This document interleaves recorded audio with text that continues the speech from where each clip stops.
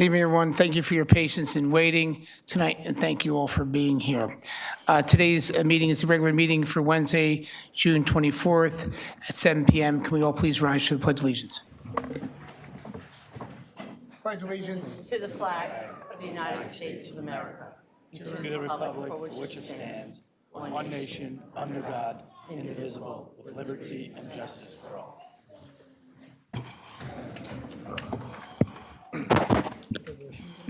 Roll call. Councilmember Brusher. Present. Councilmember Coyle. Yes. Councilmember Dima. Here. Councilmember Kentos. Here. Councilmember Patel. Here. Councilmember Batil. Here. Councilmember Shmuel. Here. Adequate notice? Adequate notice of this meeting as required by the Open Public Meeting Act of 1975 has been provided by the Home News Tribune, Star Ledger, Desi Talk, and News India Times on November 17th, 2025, and Post Main Lobby Municipal Complex on that same date. Thank you all for being here tonight. For anyone who's here for the first time, there are agendas on the back table for you. If you're looking for any backup on resolutions or ordinances, that is also available on the back table. For those who are watching from home, you can catch this on YouTube. Also, you can click on the Township website, go to Council, and through the Council agenda, you'll see direction to come to this meeting. If you have any further questions or emails, you can send it to myself, Joe Coyle, at jcoyle@edisonnj.gov. Thank you all for joining us. We're going to move forward to 4. We have a resolution of recognition. Clerk, read resolution. Whereas on the morning of May 16, 2026, the Edison Fire Department was dispatched to the Interstate 287 for a report of a motor vehicle accident with entrapment and fire. Whereas upon arrival, members encountered a tractor trailer containing approximately 8,800 gallons of gasoline with the passenger vehicle pinned through underneath the rear, representing the heavy fire conditions, significant exposure hazards, and fast-spreading flammable liquid fire. And whereas firefighters were flagged down by police on scene and observed a victim trapped in close proximity to the intensive flames. Despite the extreme heat preventing immediate access, these members acted with exceptional courage by reaching the victim, removing him from the danger zone, and dragging him across 2 lanes of the highway to a place of safety. And whereas the entire fire first alarm assignment under dangerous conditions to control the incident, mitigate hazards, and protect the public. Whereas it is the desire of the Township Council to publicly recognize and honor such acts of heroism and outstanding service for the members of the Edison Fire Department along with Edison Police Department whose actions on the scene were intricate to the safety and success of the incident response. Whereas the Township Council seeks to commend the collaboration dedicated for both departments in protecting the residents and travelers along Interstate 287. Now, therefore, be resolved by Municipal Council, Township of Edison, State of New Jersey, we recognize and commend Battalion Chief Michael Wheeler, Captain Michael Duhigg, Acting Captain Timothy S. Bricolis, Firefighter Francis Esso, Firefighter Patrick Doherty, Firefighter Tom Lincho, Firefighter Jared Jeffries, Firefighter John Hansen, Firefighter Garrett Ruchis, Firefighter Jeffrey Coleman, Firefighter Alex J. Natick, Firefighter George Cassell, Firefighter Sam Malonzo, Officer Carolyn Gomez, Officer Brandon Gall, Officer Jose Altamont, Officer Brian Hartman, Officer Robert Spadoro, Officer Joshua Solon, Officer Christina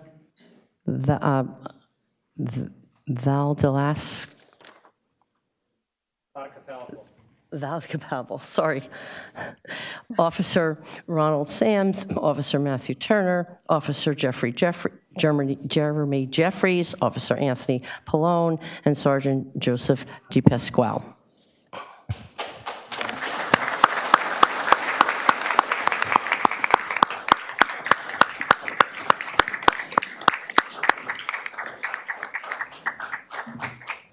Thank you, Madam. At this time, we're going to open up this resolution to the public. If anybody would like to speak, you can come to the podium and say a few words. Seeing none, can I have a motion to close the public portion? You got one. Okay, I'm sorry, I didn't see you there. Sure, please come up.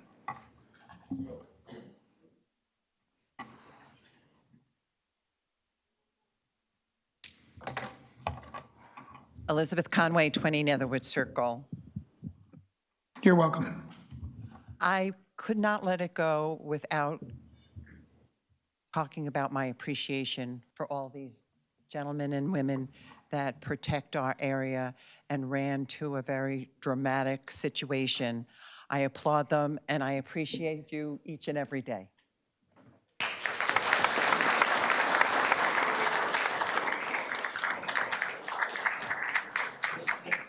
Joyce.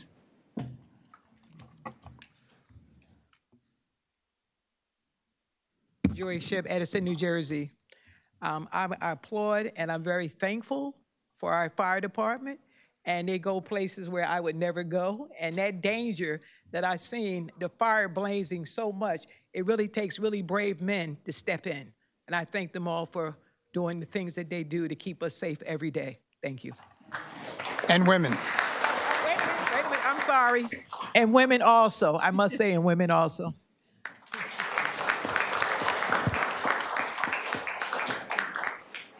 Would anybody like to speak? Yes, sir.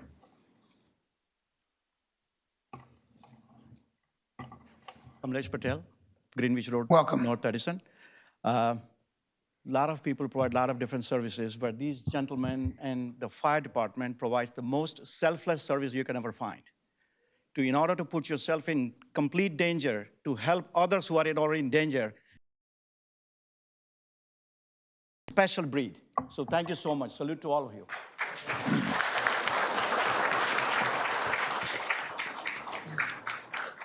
Thank you. Anybody else from the public who'd like to have a comment?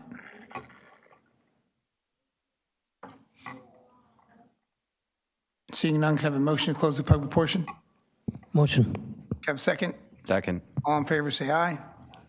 Public portion is closed. Can I have a motion to adopt? Motion to adopt. Have a second? Second. Council comments from my right, Councilman Brescher?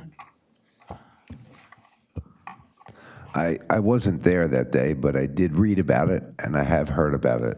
And it is commendable that you guys were actually able to get, guys and gals were able to get it all under control. It was really a remarkable thing. I mean, I got texts telling me what was going on, and the sheer volume of it, made it sound terrifying. So knowing that you guys were all out there, and gals, I'd like to say thank you to everybody, to all of our first responders that we have. So thank you. Thank you. Councilmember Dima?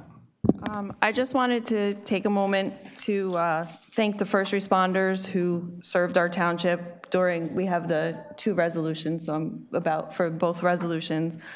In both situations, our first responders acted quickly, professionally, and courageously, working under challenging conditions to protect lives and properties. And their training, teamwork, and commitment were on full display, and we're incredibly grateful for your efforts. So thank you.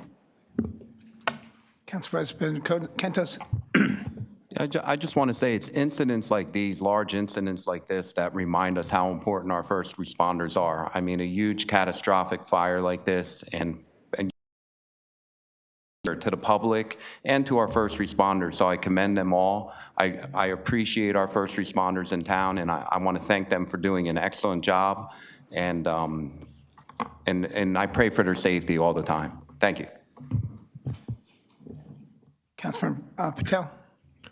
Yeah, so on the first one, the 287, I saw the smoke in the air. It definitely looked very scary. Kudos to you all, not only taking care of the issue, but doing a great job in a timely manner. And this is not the first time. You guys always step above and beyond should there be any issue in the town.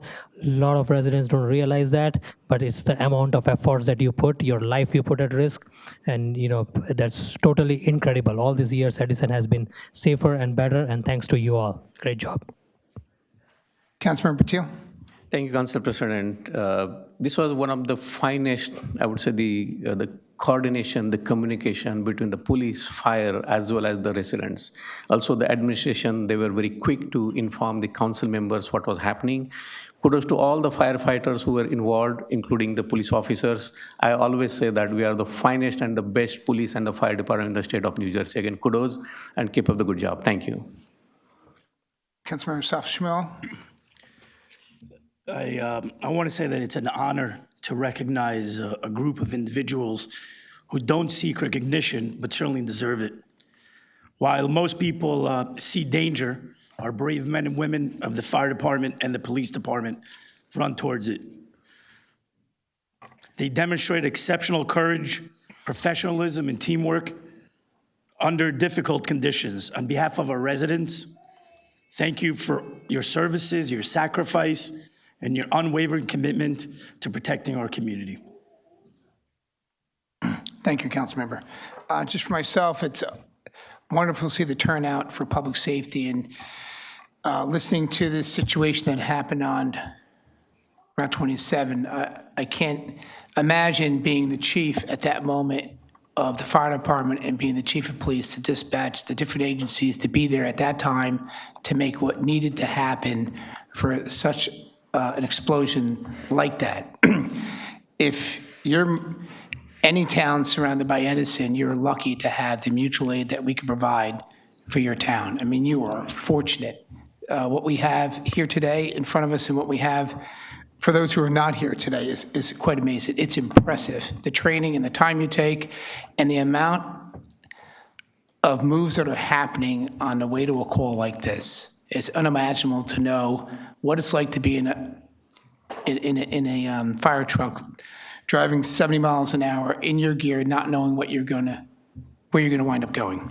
I'm truly proud to be a part of Edison and our leadership and passing budgets that matter, and knowing that public safety makes Edison great. It truly does, and I'm grateful. Thank you for all your time and sacrifice. It's not just you and the time, but your families who have to sit at home and wait for the unknown call that you're on. Thank you. Madam Clerk, roll call. Councilmember Brescher. Yes. Councilmember Dima. Yes. Councilmember Kentos. Yes. Councilmember Patel. Yes. Councilmember Patil. Yes. Councilmember Shmuel. Yes. Council President Coyle. Yes. We're going to do one more resolution, then we'll have everybody up. So if you don't mind, we're just going to go right to the next resolution. Madam Clerk, read resolution. Whereas on the night of May 20th, 2026, the dedicated members of the Division of Fire were dispatched to 149 Marina Drive for reported structural fire with fast-moving conditions, central advising of multiple individuals trapped within numerous apartments. And whereas upon arrival, responding companies encountered a harrowing scene consisting of a working fire in a basement apartment rapidly venting and exploring upper floors with desperate residents seeking rescue from windows on multiple sides of the burning structure. And whereas under heavy smoke conditions and extreme distress, the responding firefighters executed flawless, aggressive rescue operations on both the A and C sides of the building, including the utilization of aerial and ground ladders to evacuate a total of 5 trapped individuals, including 3 children, from an upper floor, and the daring entry through a second-story window to successfully rescue a wheelchair-bound resident. And whereas members of the initial arriving companies simultaneously managed critical water placement to darken the exterior fire, made single-handled internal attacks within initial backup to hold back the flames, and searched high danger zones above the active fire within the protection of the hose line to ensure no life was left behind. Whereas the extreme bravery, rapid coordination, and selfless actions demonstrated by the Division of Fire on this night directly prevented a catastrophic loss of life, exempling the highest traditions of the fire service. Now therefore be resolved that Township Council hereby is officially recognized and commends the following for their selfless and heroic actions. Battalion Chief Joseph Ansamo, Acting Captain Timothy Aspercolis, firefighter Sam Malzado, firefighter Jeffrey Coleman, firefighter Francis Esso, firefighter Pat Doherty, Officer Nicholas Muscalo, Officer Darren Hutchinson, Officer Adrian Shammy, Officer James Duffy, Officer Alfred Bispo, Officer Insania, Officer Michael Kohat, Officer Michael Pushar, firefighter John Hansen, firefighter Gary Ruchis, firefighter Alex J. Nadiak, firefighter Andy Latham, firefighter Cody Yorkstone, firefighter Nick Campbell, Officer Joshua Van Wart, Officer Asmar Kemp, Officer Nicholas Parody, Officer James Wellen, Officer William Kenny, Officer Brandon Gall, Officer Alan Esposito, Officer Martina Stewart.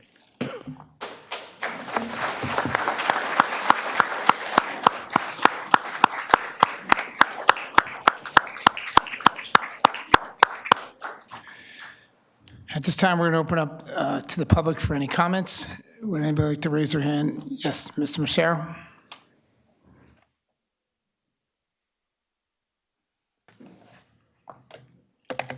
Thank you, Council President. My name is Tony Massaro. Welcome. Former councilman. I live at 86 Laurel Hollow Court, and I've been a resident of this township for a lot of years. And I've seen a lot of things, especially relative to public safety.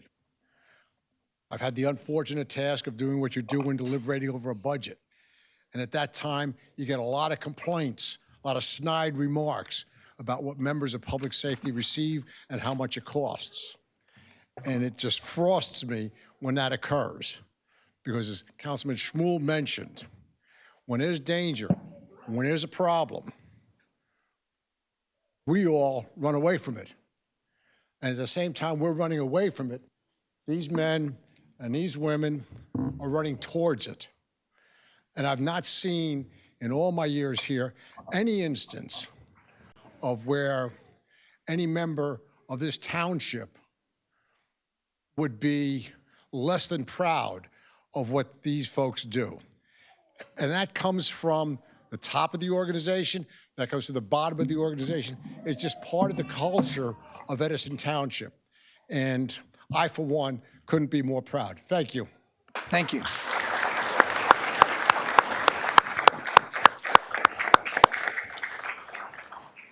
Anyone else? Yes. Please come up.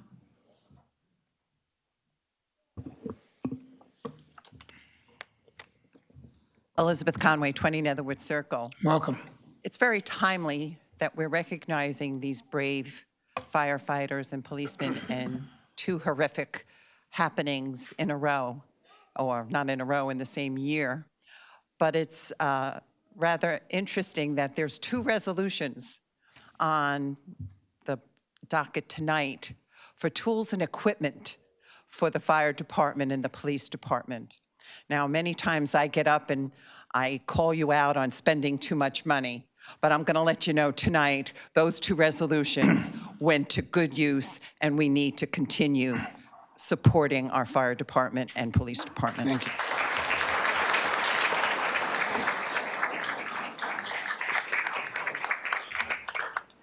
I'm looking forward to counting on you coming when we pass the budget. I still need the whole budget to make it happen. Is there anybody else who'd like to comment? Yes, sir.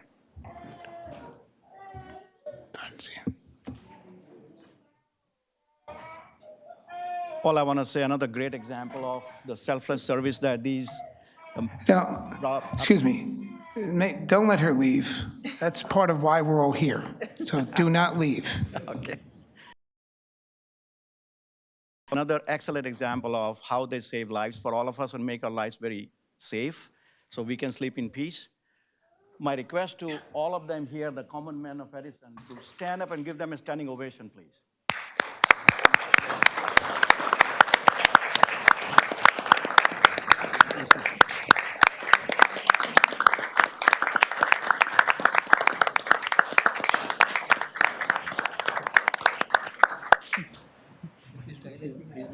Mr. President,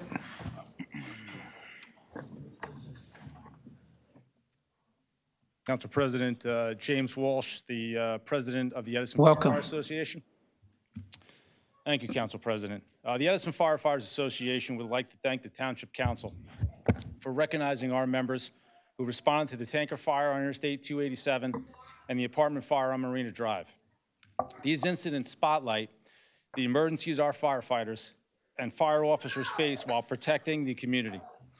They also serve as a reminder of the dedication and professionalism our members demonstrate every day to provide the level of protection and service our community expects and deserves. At the tanker fire, our members worked under challenging conditions to extinguish the blaze, contain fire extension to surrounding areas, and protect nearby property and infrastructure. Their expertise, training, and teamwork were on full display throughout the incident. At the Marina Drive fire, firefighters and fire officers arriving first on scene were confronted with a fire in a fully occupied apartment building. Working alongside our brothers and sisters in the police department, our members conducted rescue operations that resulted in the safe removal of numerous occupants from the burning building, some via ground ladders, others from fire department aerial ladders. The teamwork and coordination between the departments played a critical role in protecting lives during this emergency. We are proud of the actions taken by all those involved and grateful that their courageous efforts are being recognized. Thank you. thank you.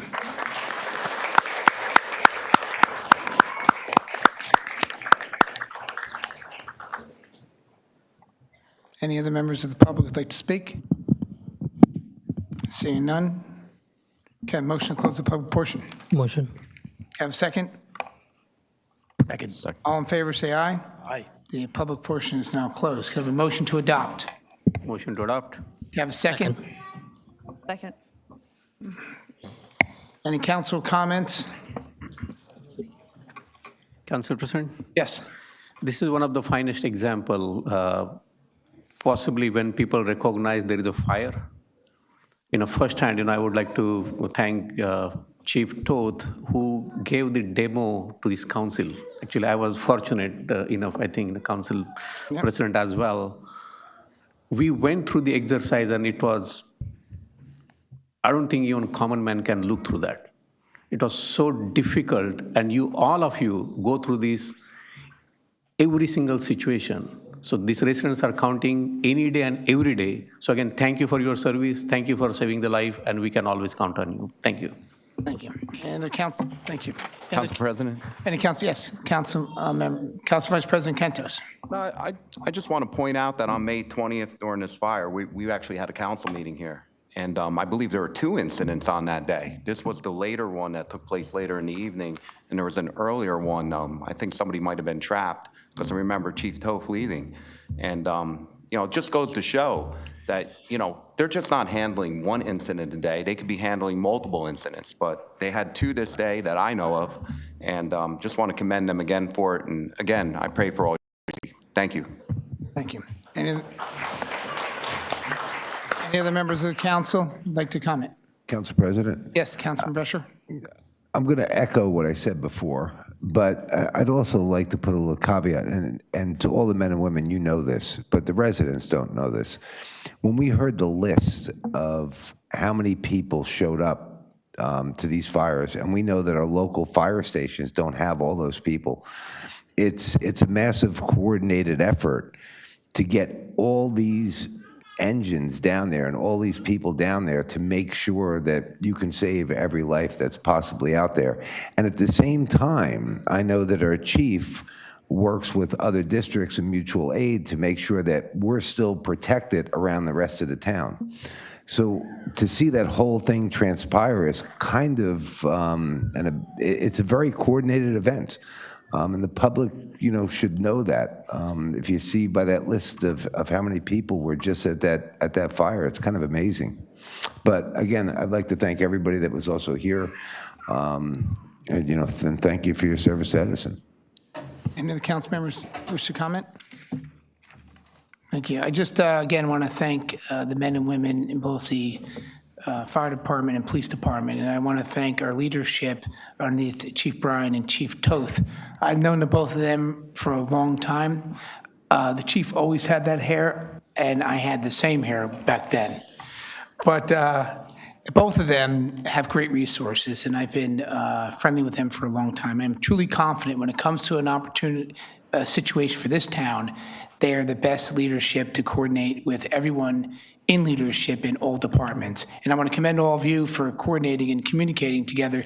When times are tough and you're flying down the highway, I don't know how you can hear each other on the radios, and your adrenaline is at 100 miles an hour, arriving at a scene and coordinating an effort to make sure the area is safe by police and fire, making that extra stretch to pull someone out of a burning building, taking that extra step, that extra risk, is definitely not something I ever thought of doing. I wanted to remind people to stay here, and if their kid is making no, I don't care. I want people to know that there are families here who have a member, a husband or a wife out there doing this job and someone is waiting to hope they come home to their family. And that is, when you hear a sound of a child crying, you have to understand what they're out there doing every day. And up here at the dais, we get a couple of punches here and now, but our adrenaline doesn't go as high as everyone here in this room does. So I want to commend all of you for the great work you do. Thank you for saving lives. Thank you for stretching that extra mile into the territories we don't see every day. And thank you, Chief Bryan, and thank you, Chief Toth. I couldn't think of any two people that are more resourceful in this town to help us move forward. And I also want to look forward to those who want to come on, not to plug our budget, but our meeting is July 20th. And if you can tell friends how important it is that we pass a budget for public safety and for fire, and how important this role is for us to be prepared, truly important. Thank you.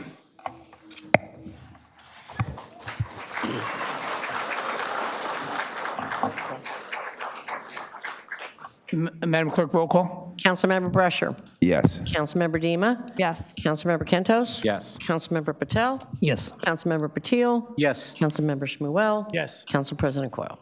Yes. We're going to ask everyone to come up that has, through both chiefs' recommendation, please come up, and the families, everybody come to as much as you can here, and both chiefs are going to be in the front and make some comments, and we'll give out the resolution. If all council members can come up as well.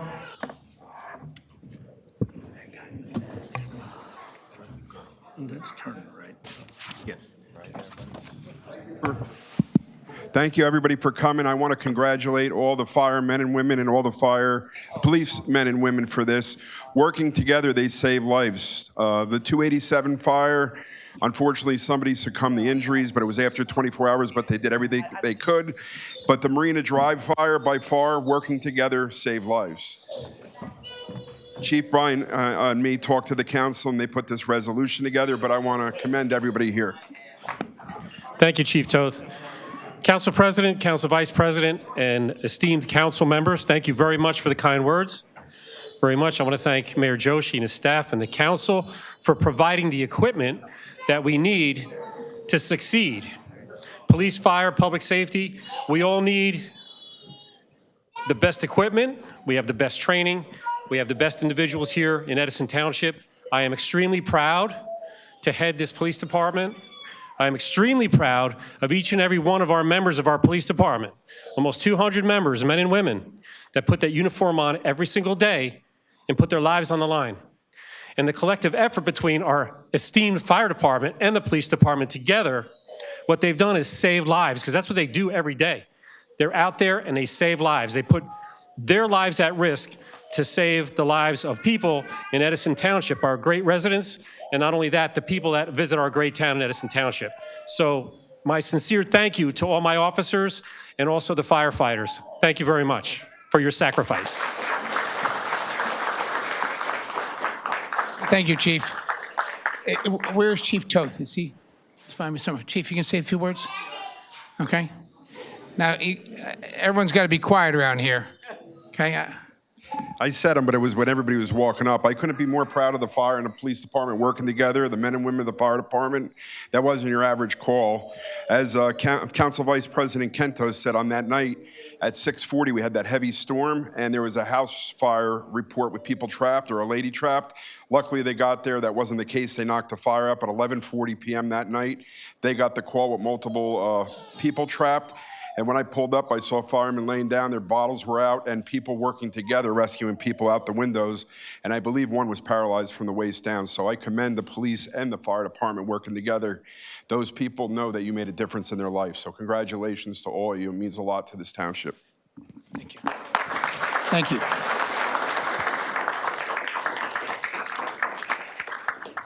Okay, before anybody moves, I just want to ask Kelly to stand here and the chief so we can get a photo op of these resolutions. Councilmember Kentos, and just to two of you, and then Chief, would you please come here? Let me stage this photo. Okay. You're gonna hold this? I'm surprised he doesn't say that I belong to the hair club. Well, we weren't going to get into that right now, but there's been trips to Turkey unknown. Just hold this right here, Kelly. Chief, and you two right here? Okay. All right. Did anybody wish to say something? We covered everybody? Okay, fantastic. Photo time. Jim, you're not coming up here? How do you not come up here?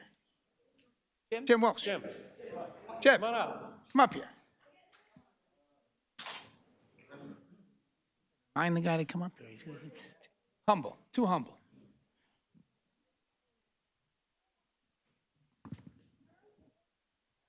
Miles.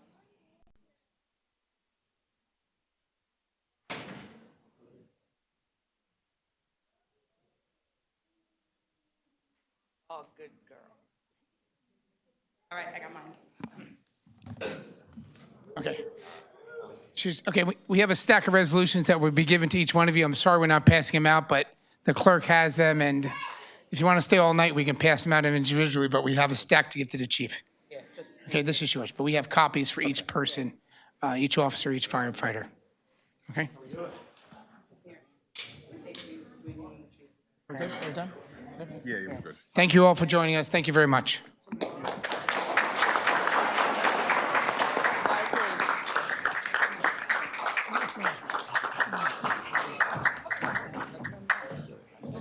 Seconds.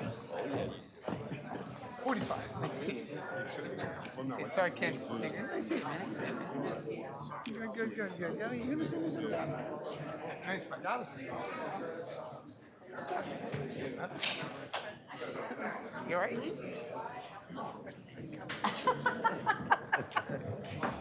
Thanks, sir. I'm gonna have to bust them on that. Yes. Well, you're good? Everything's good, right? Yeah. Hey, can we all please stay just for one more minute, please? We're doing another recognition resolution for our clerk. If you just stay for just 2 minutes. I guess I wasn't supposed to tell her that. No, you can tell her now. It's fine, you tell her. Surprise. Surprise. Yeah. Sheet that has your name on it is not you. Hold on. Surprise resolution. Do you know how many votes you need? Not going to be easier. You there? 1, 2, 1, 2. 8. Should we argue about that now, AJ? All right, we're going to move forward right here. I just want to first, separately, I'd like to Who printed it? discuss a dear friend, colleague, and clerk of the Township of Edison, Cheryl Russamano, who is retiring, and today is one of her last days, and certainly her last day as clerk next to one of the finest council presidents around, but soon to be replaced by somebody else in 6 months. But I have a few things to say that were written, but I also can't help but to say some things I do know about Cheryl. I am pleased to have served I'm pleased to serve at her side in the clerk's office along with Deputy Clerk Marlena. It's been years of history. I think most of you know I met Cheryl about 35 years ago, and I'm quite certain she was proud when I finally became a council member. And from that day, she certainly gave me a warm welcome here at the dais. I can't thank you enough for your hard work. It's been a slightly emotional day. Many discussions with Cheryl. At the same time, we are working on many things together before she leaves. But we haven't had a chance to actually sit back together and think about how long we've known each other and the emotional tie between her job and the life we lived before she got here and the life we hope that she enjoys after. And I'm hoping to make her cry. That's part of my goal. But we are so busy this week with budgeting, talking about bamboo, and things that were important. None as important as all of you today here in this resolution for public safety. But I hope we get a chance tonight to truly celebrate her final decision to retire, which was not easy. I was there at the moment when she invited me into her office to tell me as council president that she's retiring, and it gave me a chill through my, entire body to my scalp, like I just ate some hot jalapenos. And I am truly pleased that she's made this decision, not an easy decision, when you can probably sit back and, stay in this job for another 2 years. I think maybe she knew it was time to be a part of living with her family and not sacrificing her family with work. And that's not an easy task for any one of you in this room that have to do that every day. Not see your kids, not raise your kids day to day, not babysit them as much as you could, but you have to work a job. And there's a lot of sacrifice before you get in this role. And I truly know the sacrifice that Cheryl has done. So I just want to say on behalf of the council, our Mayor Sam Joshi, my Council Vice President Rob Kentos, we are truly proud of this decision you've made. Not easy, and look forward to your retirement, enjoying life, vacationing. I almost hope you forget about us for the next 3 months and then come back and say hello. But I hope you truly enjoy your life, what you choose, and every day is about you and your grandkids and your husband and your family. Before we give out our plaque, I just want to ask for any other council comments. Thank you. Yes. Council President. Yep. Yes, sir. We should let the public speak first. Public comment first? Yeah. Yeah, no, Public comment? okay, It's a surprise resolution. okay. See the public comment. Well, at this time, we'll open to the public. Yes, Margo. Margot Harris, 43 Oak Hills Road, Edison. Cheryl. Can you speak close to the mic? I'm sorry. Cheryl Rustamano. I have to say that during my 4 years on council, I consider one of my biggest achievements, and I couldn't have done it without you, was getting you to correctly pronounce Councilman Shmuel's name. I had to put moo and then a sh and an L at the end of it, but you've gotten it. You've gotten it down pat. Cheryl, you were, during my time on council, you were just steady and always responsive. If we had questions, we would hear from you, whether email or a call back. And sitting next to you last year as council president was an honor and it was a privilege.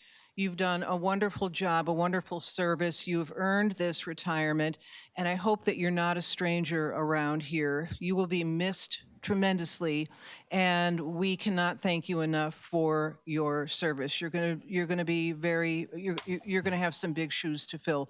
Thank you for all you've done. Thank you so much. You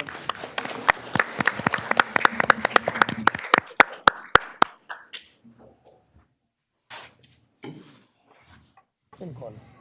Joyce, you can call. He's busy.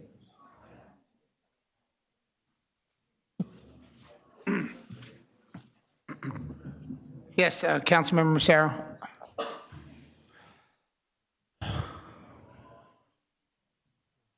I just wanted to confirm, this is not a resolution, we're just doing we're courtesy of open public comments to the retirement. Gotcha. Knowing Edison Township, it couldn't be otherwise, Council President. Thank you. My name is Tony Massaro, 86 Laurel Hollow Court, Edison, New Jersey, and I'm here representing the Edison Township Cultural Arts Commission.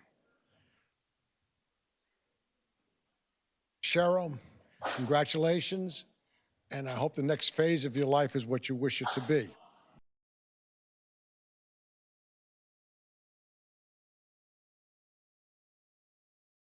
My time and my experiences made the routine look effortless, and she made the difficult look routine.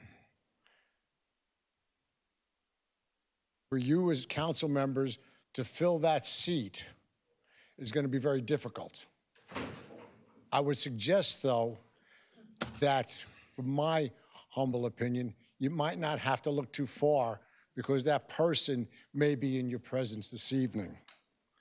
At this point, Council President, I'd like to use the remainder of my time to have the members of the Cultural Arts Commission come forward and make a presentation to Cheryl Rusomano. Thank you. Thank you.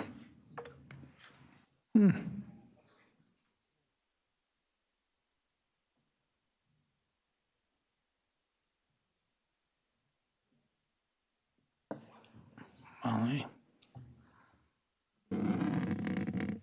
Lois Tarr, 52 Reeder Road, Edison, New Jersey. Cheryl, you've always been there whenever we had a question, whenever we had a comment, whenever we had something we needed to get done. You were there to help us. Thank you, and you will be missed. Don't make yourself a stranger to to everybody, though. Don Tarr, 52 Reeder Road, Edison. Cheryl, people don't realize how difficult it is to balance all the jobs that you have to balance from day to day. All the effort it takes, all the skill it takes, and the passion to do the job the way you have done it is remarkable. Not much more I could say. There are very few accolades that you probably haven't heard recently, but God bless and Godspeed. Hi, Cheryl. I wish you, I consider this not a retirement. I consider this a graduation. And you're on to a whole new chapter of your life. I wish you the best. I've known you for many, many years. And it seems like you're a part of the fabric of this town, and you will always be. And I wish you the best. Have a healthy, happy retirement. And on behalf of the Cultural Arts Commission, we wanted to present you with a token of our esteem. So. Yeah, sure could. Why not?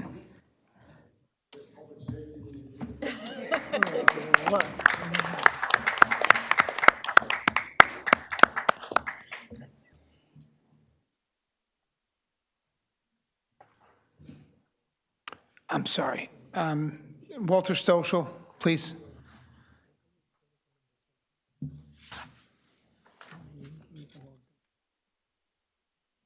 I'm going to run this Walt out. Stoschel, 2118 Oak Tree Road. Yeah. Yeah. I'd like to thank Cheryl for all the years of service to the township, and we appreciate all her work that she's done for the Open Space Committee, making sure our meeting dates are in line and that we get the rooms that we need to meet. It's always been very helpful. The clerk's office is a very important office in this government. And the public really doesn't understand or realize what the clerks do. You couldn't have these meetings, look at all the liquor licenses and other things that you have to vote on. That's all things the clerk does. The voting, it's a tremendous job. And since I've been coming to meetings, the clerks have always been very helpful to me, looking for information and stuff. And I go back to when Lucille Tucker was the clerk of the township. So that's a long time ago. So I wish you well, and thank you for all the things you've done for us. Thank you. And yes. Joyce.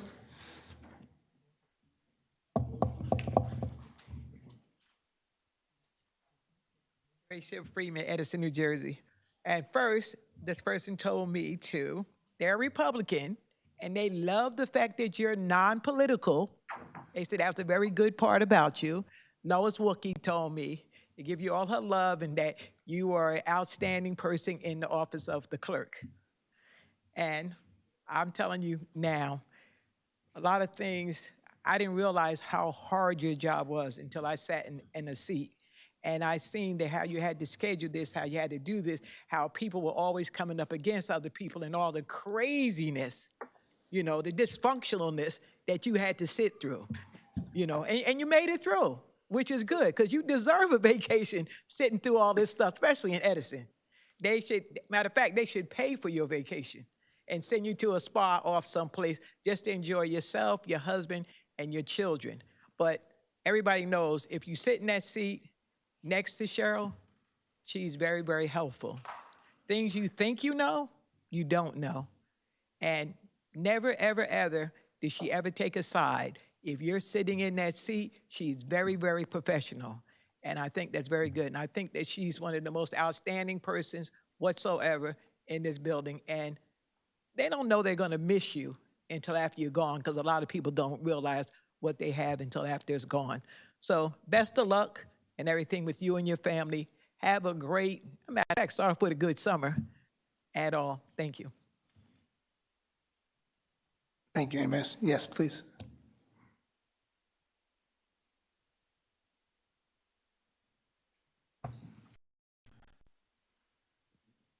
Elizabeth Conway, 20 Netherwood Circle. I've been coming here for a number of years, and I realize the difficulty of your job, Cheryl. And I realize the paperwork that goes by you at a regular basis is astronomical.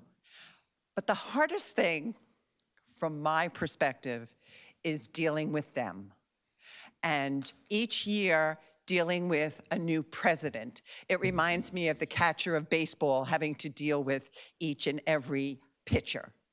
Well, now you have to deal with presidents of the council and be able to be ready for every one of their needs and answer all the questions that the council members ask.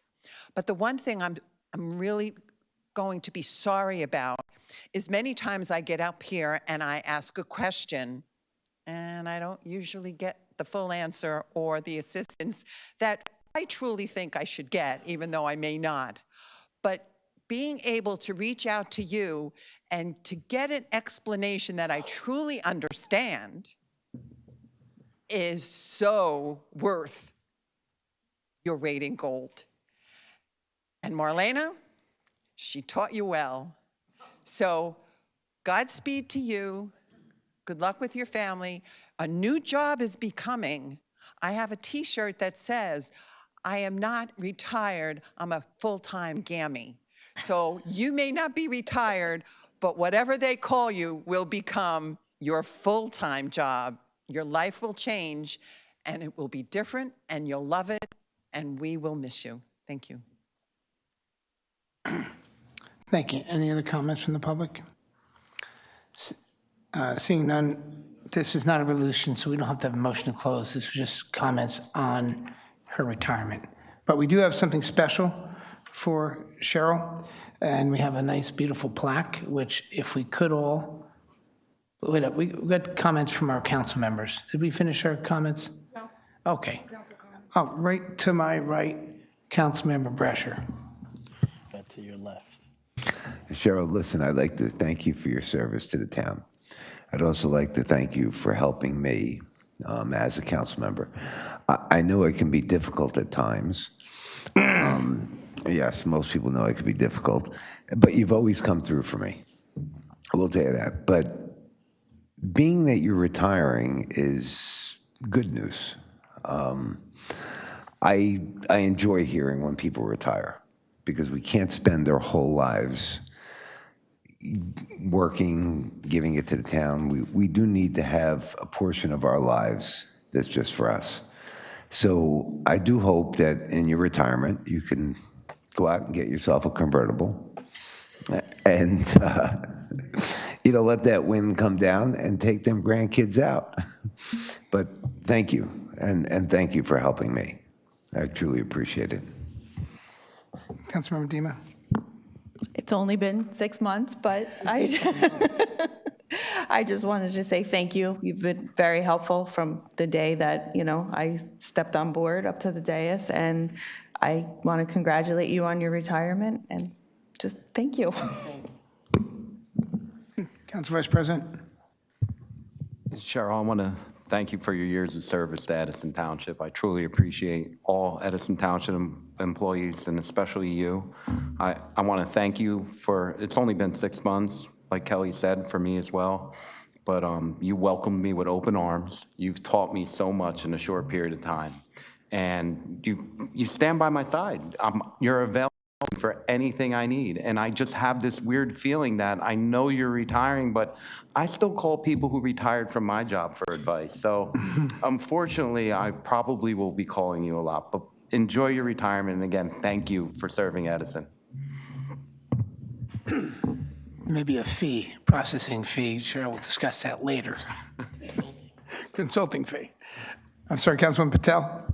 Cheryl, so you may not remember this, but I do, obviously, because the first time I came to this town hall, 100 Municipal Boulevard, I saw you as I came for my son's birth certificate, and I was going around and I bumped into you at clerk's office, and then you showed me the way, this is what you do, you go there and you do this, you were so nice. After that, many years of interactions, especially I've noticed your dedication and commitment when time comes for the submission for the election forms. Then I have been poll worker in this town for quite a few cycles. I've seen you on your feet 5:30 in the morning till 8:30 in the night, and afterwards, I don't know if anyone has seen that, what happens there, the crowd that gathers there and all the work that goes behind the scenes. That's incredible amount of work. I don't know who can fill your shoes. That's a big, lots of work you put in all these years. So thank you so much for your incredible services. And with, like Kelly and Rob said, 6 months of our experience with the council was very pleasant, very nice, with all your help and support and guidance and everything. And I'm going to do the same thing that Kentos did. I'm going to call you. You're not retired for us. I will call you. It was a shock when I saw the email, about your retirement. I was like, oh, this is really happening. But yeah, so I can still digest that. So we're going to keep calling you. But really, all the best for your future. Thank you. Thank you, Councilman Patil. I think it's very difficult and emotional for her to may say something about Cheryl. When she called me first time that she's thinking about the retirement, and I was stunned. I don't think we'll ever be able to fill your shoes, Cheryl. I don't think any council president or anybody who sits next to you will be able to perform their duties. What people see is a different picture, but what you put together for that person is incredible.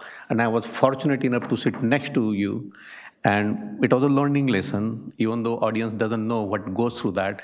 But your hard work, commitment, passion, and unbiased willingness to help. Because this town is political, we all know there are ups and downs, but you balance so well, I don't think anyone, even in next 10 years, will be able to fill that shoes. And I personally will definitely miss you. I'm not going to say it is a farewell. It is not the last day for your work. We'll continue with the friends, we'll continue to talk, and I hope, our memories will go along. Again, thank you and congratulations, and good luck for your retirement. Councilmember South Shmuel. Cheryl, this day is not going to be the same without you. We got so used for you to be there, and how you finally got my name right, and how you help the council president run the meetings by elbowing and telling him what and when he should do things. We see that, Joe, so don't take all the credit, Council President. I don't.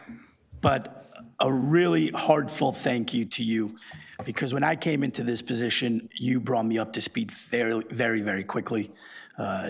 You taught me about this position, and you were always available anytime, whenever I called you, and I really appreciated it. I appreciate your professionalism, and congratulations on your retirement. It's going to be a great time for you to enjoy your grandchildren. You earned it, you deserve it, and you'll be missed. Thank you. Thank you, council members. We have a presentation. If the members of the council would be so kind to come up forward and have Cheryl in the front and center. She says a wonderful, great speech of her retirement and put her on the spot. It'd be really good.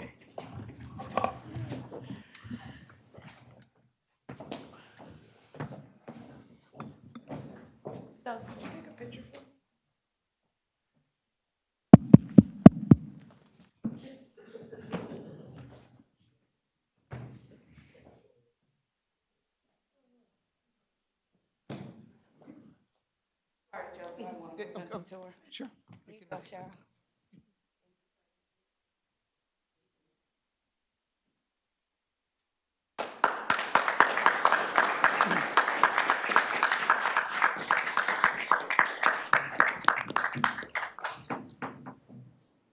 This happens because of the deputy clerk and her work.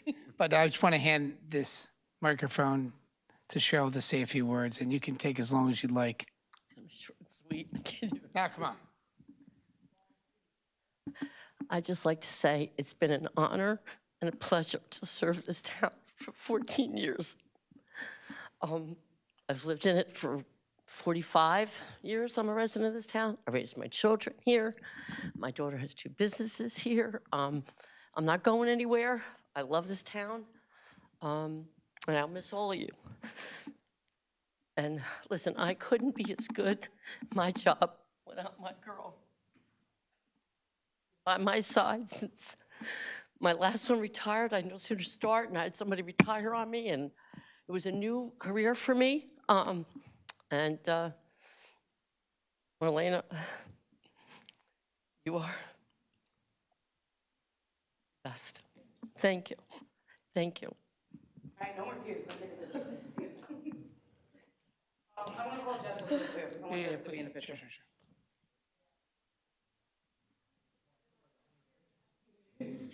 I don't know if you move through, but you can move back. With all the council, with all. Yeah. Oh, I just want to stage it. So you two can be next to Councilmember Dima. Council Vice President, you want to get in front? Just doesn't matter. Good, and I'll sit in the back over here. I want to be followed in Rich. Good. Get up there.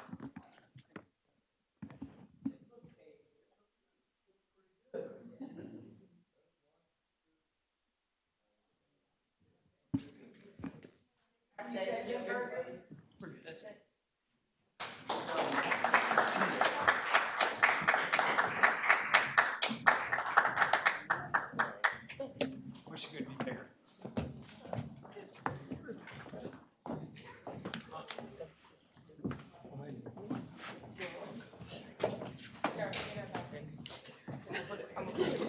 I'm taking it from you. Don't cry. I have faith. Bamboo time now.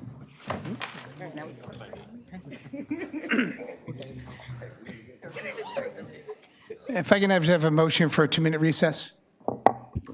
Motion to go in recess for, what, 5 minutes? Second. Second. All in favor, say aye. Aye. It's now 8:22. I just wanted to get a motion to reconvene our regular meeting. Have a motion to reconvene? Motion to reconvene? Second. All in favor, say aye. Aye. It's now 8:23. This motion, this order of council business regular meeting is reconvened. Okay. Council President? Yes. Before you move to the unfinished business, oh, you have the council president remark, but as soon as that is done, if you can entertain new business, that's where would the ordinance on the agenda, as soon as Sure, you're I'll coming just, to- my brief council president remarks, which I've made before, will just be brief.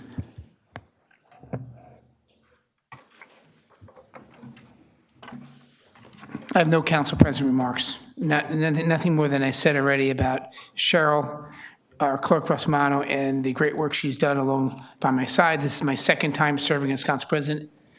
And I think we've worked well together. It was certainly, this year was easier for me working it as my second time doing this. And I think I could not have done it without either one of them. And it's a good relationship during the day. And we, as Councilman Asaf said, he's right. She's doing a lot of work and making me look like I know what I'm doing. A lot of things are happening behind the scenes, and it really is wonderful to both Marlene and to the clerk. Thank you.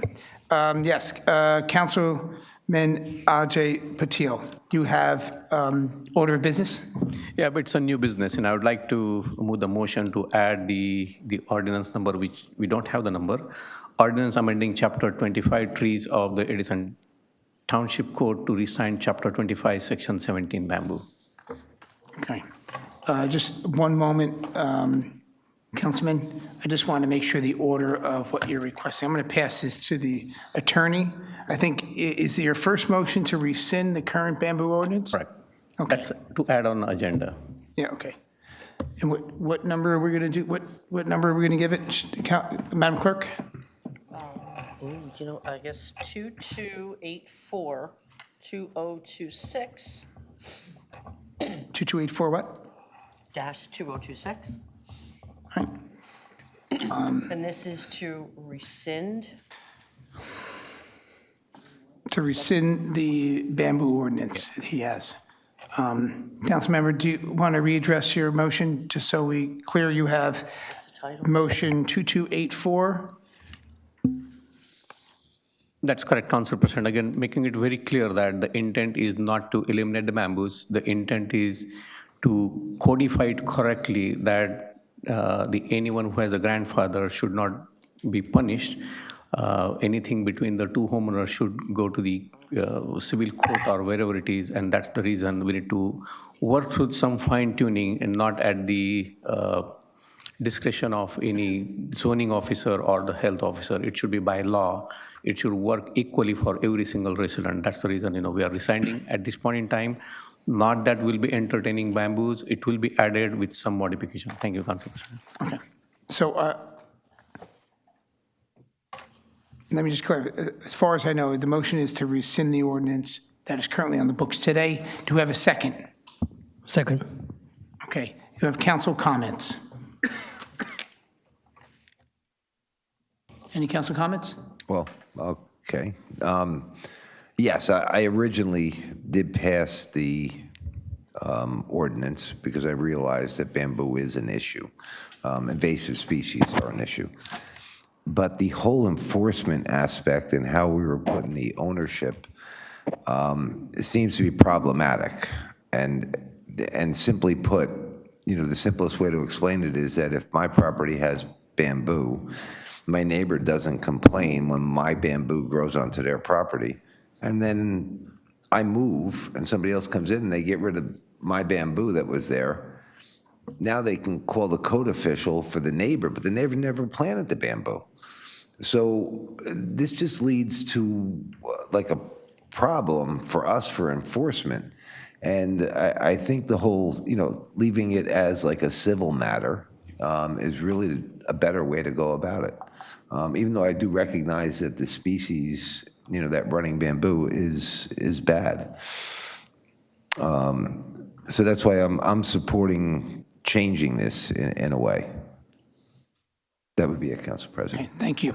Any other council comments? Council President? Yes. I just want to say, I looked at all the current cases out there. At least I believe I looked at all the current cases out there. I talked to the zoning officer about this, and unfortunately, there's not a one-size-fits-all. So I'm just going to echo my council colleague AJ Patil's comments, as well as Councilman Brescher's, that the ordinance needs to be reworked. And hopefully we can rework it quickly, and we can make it fit everyone. If not, probably leave it to the civil courts for this one. So that's it. Thank you. Thank you, Councilman. Is there any council comments? I just wanted to, I'm sorry, Councilman Shmuel, yes. Echo both my colleagues. I agree that this should be a civil matter rather than a township referee. So I would support this ordinance as well. Thank you, Councilman. I think this has been a long debate between council members, and I have to say it's important that each one of us individually has their time to put in to policy and set forth what they think is best for residents. My conclusion was to keep this ordinance in place and to wait till July 20th for some further investigation. From what I've learned, the confusion of this ordinance was whether or not the resident who planted the bamboo would be responsible to mitigate the boundary property of the neighbor. That confusion is evident that it's not true. The responsibility of this ordinance, to be clear, is that the person who had planted this bamboo prior is obligated to remove it back 10 feet from their boundary, 10 feet, and mitigate that 10 feet from the property line. We were not requiring them to go on anybody's property, but that was the exact part of this ordinance. I do support my colleagues' interest in why they want to change it, and I see their value. However, I will be voting no. I would prefer this to be waited to the 20th just for some further review. We've gotten pretty far from where we were, and I do understand their patience. It's been challenged. I've made them wait about 4 months now with this. I would prefer to just wait one more month to see where we're at with this bamboo. That's just my position. Is there any other council comments? Council President, can Yes. I clarify something? So this is an ordinance change. This is an ordinance that has to be introduced. The vote tonight would be to introduce the ordinance. There wouldn't be a vote on this ordinance change until the July meeting. Yeah, it's a motion to introduce. It has to be, otherwise. To rescind, you yes. can't- So there is some time here, but. Yeah, it's a motion to introduce the ordinance that rescinds the bamboo ordinance. And so that would be heard for public comment and vote on the July 20th meeting. Yeah, I clearly understand that. I just wanted it to be, if I couldn't reach a conclusion with my council members, I wanted to hope to get to the 20th. That was my goal. But I have to respect their position in how they feel as a member as well. No difference, I'll be voting no, but Madam Clerk, this is just an introduction. There will be no comments from the public for this. It's an introduction, and the hearing date will be set for this for comments. Madam Clerk, roll call. Well, wait, shouldn't I read the title? Okay, you can read ordinance. I apologize. An ordinance amending Chapter 25 Trees of the Township Code to rescind Chapter 25, Section 17 bamboo. Okay. Now we need a motion And then we're just going to re-clarify. A motion I got that from AJ. motion to introduce. We did that. Just set down to the date.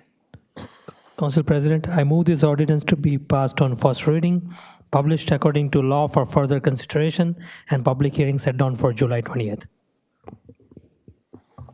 Can I have a second? Seconded. Okay. Madam Clerk, roll call. Councilmember Brescher. Yes. Councilmember Dima. Yes to introduce. Councilmember Kentos. Yes. Councilmember Patel. Yes. Councilmember Patil. Yes to introduce. Councilmember Shmuel. Yes. Council President Coyle. No to introduce.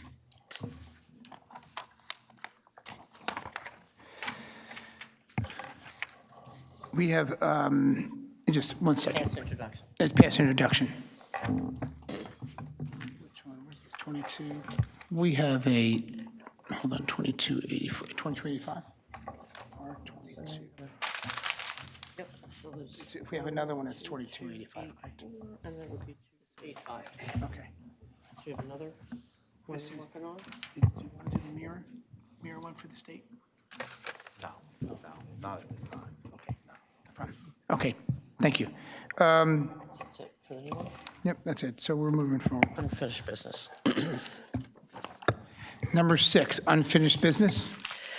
Go ahead, Madam Clerk, read ordinance. Ordinance of the Township of Edison authorizing execution of a right-of-way use agreement between Pilot Fiber NJ LLC and the Township of Edison to locate, place, attach, install, operate, maintain fiber optic facilities within public right-of-ways for purpose of providing telecommunication services. Hey, can we open this up to the public for any comments? Yes, Ms. Shipp?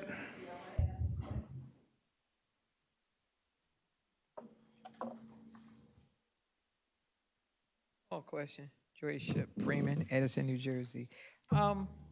Is this about what is it, Comcast and all the different telecommunication people picking up people's lawns and stuff? fiber optic facility. Speak to the microphone, please. I'm sorry, Ms. Ship. I'm trying to get within public rights of a way for purposes of providing telecommunication services. Is this in regard to them putting new stuff in Edison, different fiber optics for like Comcast and other different companies that want to come here? I just wanted you to finish your questions first. Anything else? Yeah, well, yeah. To the BA? You can ask part two in here. Okay, You know, absolutely. I'm Just one I'm used to being in a classroom, you leave one question, Thank go you. to the next. To Sorry. the BA, do you have an answer for the question? Yeah, I just want to know if that's, Is this related to Comcast? Yes. It is not. I didn't say just Comcast, I meant any other type of telecommunications. I just was saying Comcast as one name. There's Optimum, there's a whole bunch of other telecommunication, devices going out through Edison, through the fiber optics and stuff, because I wanted to know how vast it was and what companies we were using. Thank you. Any other comments from the public for this? Yes, Ms. Conway? Elizabeth Conway, 20 Netherwood Circle. If we got no to the name Comcast, is Pilot Fiber a new company? That's my question. No, this is just the product. I apologize, Council President. No problem. I just wanted to make sure we don't get all questions have to go to the Council President, just so we don't get your question. I'm sorry. The answer to Ms. Freeman's was no to Comcast. So what I was asking is Pilot Fiber New Jersey LLC, a new company that will be coming in, or is it for existing companies? Okay. To the BA, do you have an answer for that? It's just for commercial entities. So what they do is just build the infrastructure. Our counselor, if he wants to fill in on exactly what that. So Pilot Fiber is a CLEC. It's a, why do I keep blanking on what the first C is? Dark fiber. CLEC. It's a competitive local exchange carrier, which is a competitor business to other telecommunications companies under the Federal Communications Act. So it isn't related to Optimum or Comcast or any of those. It is essentially a data transfer company. They put in fiber optic cable that is used by, the way that it was described in the response to the questions from the councilman the other night, is they provide connectivity for stock exchanges, AI data centers, and enterprise businesses being those large businesses that have thousands of employees and multiple departments. Essentially, they put in fiber optic cable to order to handle whatever bandwidth the communications requirements are for the particular business. So if you have a large research and development company that requires a lot of exchange information with other institutes around the world, they would put that in to connect that facility. If it's an AI data center that needs to be connected through Edison, or and I know that this is always a concern if one eventually does get approved here, that would require that kind of infrastructure. They would have the ability to do that. If they have local connections to stock exchange and other markets that are required by commercial businesses, that's what it's a specialty high speed commercial servicer. Yeah. Thank you. Thank you. Any other questions or comments? Hearing none, can I have a motion to close the public portion on this introduction? Motion. Sorry, on this ordinance. You have a second? Second. Okay, any council comments? President? Yes. Sure, yeah, sir.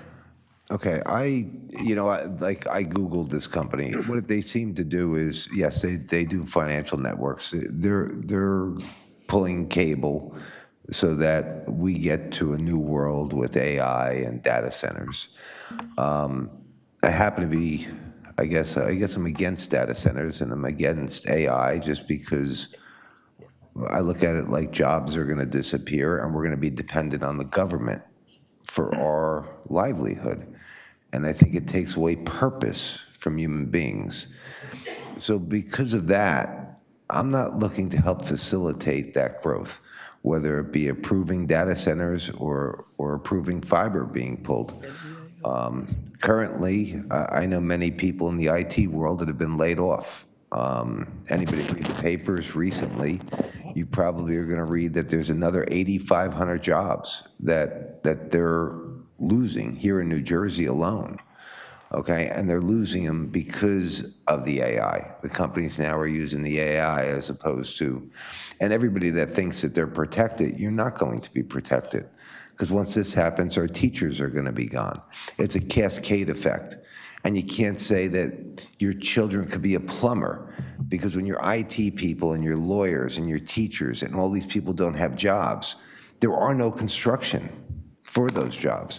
So I look at this as actually like a downfall type of thing. And government and elected officials do need to get on top of this, and they're not. So for the reason, like I stated, I don't want to be part of helping facilitate this or moving this forward. That would be it, Council President. Thank you. Any other council comments? Council President? Yes, Councilman Patil. I think there are many towns in the state of New Jersey who have banned the data centers in their own town, and for obvious reason. I think one of the council meeting I did mention that shortly we should be bringing that resolution on this council dais to ban the data centers in Edison Township. This is the precursor, laying down. And I was very specific in my question to administration as well as to attorney last council meeting, Mondays. If this is a residential, I'm fine. But if it is commercial, if it is a T1 line, I'm fine. But if it is for data centers, I'm absolutely not. And there is a reason behind that. So hence, I won't be supporting for this. Thank you. Thank you. Any other council comments? Madam Clerk, roll call. Need a motion to, motion May we have a motion? to adopt? A motion to adopt, I'm sorry. Okay, motion to adopt? Council President, Yes. I move this ordinance to be passed first reading. No, this is final adoption. It's already been, this is This is a unfinished final business. This is adoption. just. Motion to adopt. Have a second? Second. Madam Clerk, roll call. Councilmember Brusher. No. Councilmember Dima. Yes. Councilmember Kentos. No. Councilmember Patel. No. Councilmember Patil. No. Councilmember Shmuel. Yes. Council President Quayle. Yes. I failed. It's only 4 no's. Yeah. I just want to comment that this is a BPU approved fiber so this will return.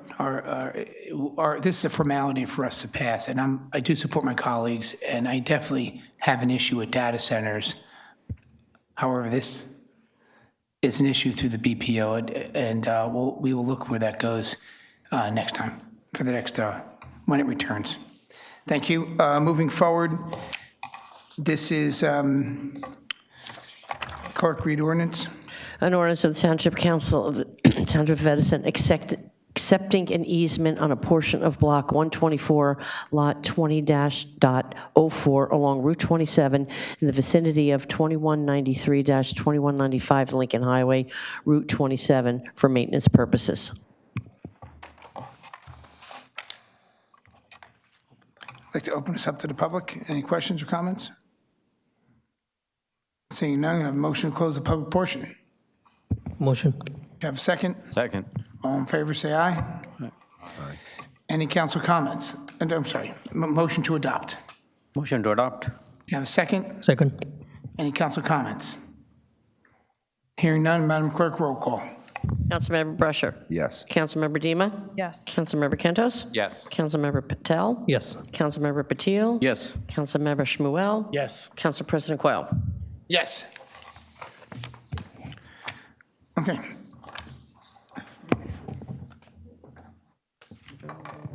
Okay. And now we're going to open up for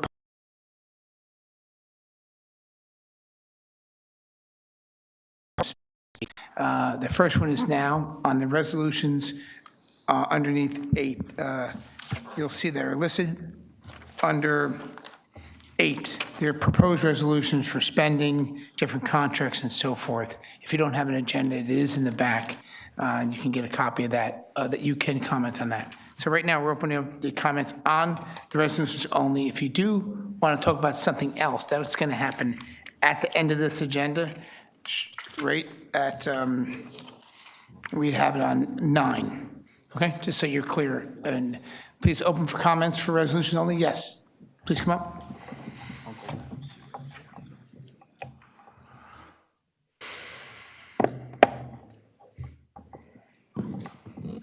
Resolution 351. Welcome. Oh, Joyce Ship, Edison, New Jersey. Resolution 351, resolution authorizing tax collector to seek DLGS director's approval for mailing estimated tax bills after June 30th statutory deadline. So, I'm a senior citizen, so you gonna wait till 3/4 of the year go by before you can even tell me what my tax is? I can't even plan for my vacation for next year because of this. And if you don't pass a budget, how you gonna send somebody some tax anyway? That's a good enough question. If you didn't pass a budget, how you gonna assess us and tax us if it is no budget at that particular time? Thank you. Just to answer the question, this happens every year, and it's happened underneath leadership of many council members, including council members that were former council members, voted for the same thing. So it is something that happens where we have the tax bill sent out before the budget. This is not the first time. Okay, do we have any other comments for the budget? Yes, please. Elizabeth Conway, 20 Netherwood Circle. I'm talking about the same thing, the resolution 351-06-2026. My question is regarding the estimated tax bill that would go out. That would be for the August 1st tax bill, if I'm correct. And I heard that there's going to be a budget presentation or something on July 20th. So does that mean that the estimated bills wouldn't go out until after July 20th, or will they go out before July 20th? Because it is difficult when families need to have a budget. I know every year I have line items as to how much I can spend in my budget to make sure that I don't spend more than I have in my bank account. So pushing it to after July 20th would be close to almost the deadline for paying the August 1st taxes. So if that is being extended, will the tax bill that goes out to the residents be pushed beyond August 1st to give us an extended period of time to pay? Because no offense, this year we've heard that the Board of Education has gone up 6%, and we don't know what the municipal budget is going up. I heard rumors, but I don't know if rumors are correct, 4.5%. So that means it's going to be a decent increase, and it's something that I'm talking about. I need to be able to factor that into my budget. So am I going to be waiting to pay my taxes after August 1st because you're extending the estimated bills beyond June 30th? What does it mean beyond June 30th? Does it mean July 20th? Are we waiting for that? Are we waiting after July 20th? Or are we talking about July 6th, a week late? So that's my question. I'll wait till your time is up. Do you have anything else? Nope. Okay. Well, I think I respect your questions, and I think they're great questions. I'll first refer to the BA, and I'll answer this as well as you. But just so the tax increase, if this budget is passed, is about $11.25 a month for the year for this municipal tax. So if we were to put out an estimated tax bill and forecast that out, the difference may be another $2 per month. So, I mean, I'll ask them to ask, but I just wanted to at least share with you something you may have done on the Board of Ed. I'm not sure what you've done there, but it's not the first time we did it here. But I think they're great questions. To the BA? Sure. So the first question, the August 1st building, it would reflect the estimated tax bill. So at the prior meeting, and we mentioned on Monday, the estimated tax bill reflects a 5%. So I just want to be clear on that. So it may be more or less depending on what the council, of course, then decides to do. Tax bills are always due quarterly. The date's not pushed unless otherwise, we get special permission or some extenuating circumstances. So just to answer Ms. Conway's question, it is an estimated tax bill. We anticipated before June 30th, but the local government services requires that we put a resolution on in order to, if it were to mailed after June 30th. So that's all I have, Council Not President. definitive yet. Well, we just said 5%. So the difference of the 4.4% increase, today's estimated quarter is a 5%. So that difference is probably $3 if we were less than that. But I think it's a great question. And but it's been done several times, the estimate. No different than your water bill is estimated. Even if you don't make use of water, it's still estimated sometimes. So this is an estimate. But it will correct itself, and I'm certain the taxes are not going to 5% here, that's for sure. Thank you. Any other questions or comments on the resolutions? Hearing none, can I have a motion to close the public portion on resolutions only? Motion to close the public Can I portion. have a second? Second. All in favor, say aye. Aye. Okay, the public portion is closed on the resolutions only. From my right, do we have any resolutions to pull? Councilmember Brescher. None this evening. Councilmember Dima. None. Council Vice President Kentos. None. Councilman Patel. None. Councilman Patil. None at this time. Councilmember Shmuel. None. And there are none for me. Can I have a motion to adopt the consent resolution, please? Motion to adopt the consent agenda. Second. Okay. Madam Clerk, roll call. Councilmember Brescher. Yes. Councilmember Dima. Yes. Councilmember Kentos. Yes. Councilmember Patel. Yes. Councilmember Patil. Yes. Councilmember Shmuel. Yes. Council President Coyle. Yes. We're at number 9. Thank you, council members. We're at number 9. This is the part where anyone at any time can come up and speak on any topic you'd like. We're going to open up for oral petition remarks, open public comment. Please raise your hand if you'd like to speak. Sure, please come up.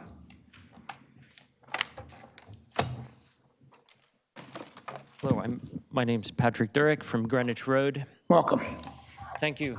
Thank you to the council for, oops, let me get this microphone up. Thank you to the council for your time and listening. You're welcome to move it up, and if you're not comfortable, please make all the noise you want. You're not bothering us. Much better. Okay. Okay, thank you to the council for listening to me, and I'd like to thank the police officers for keeping us safe. I'm here we're going to change gears a little bit. I represent the Polanski Park neighborhood group.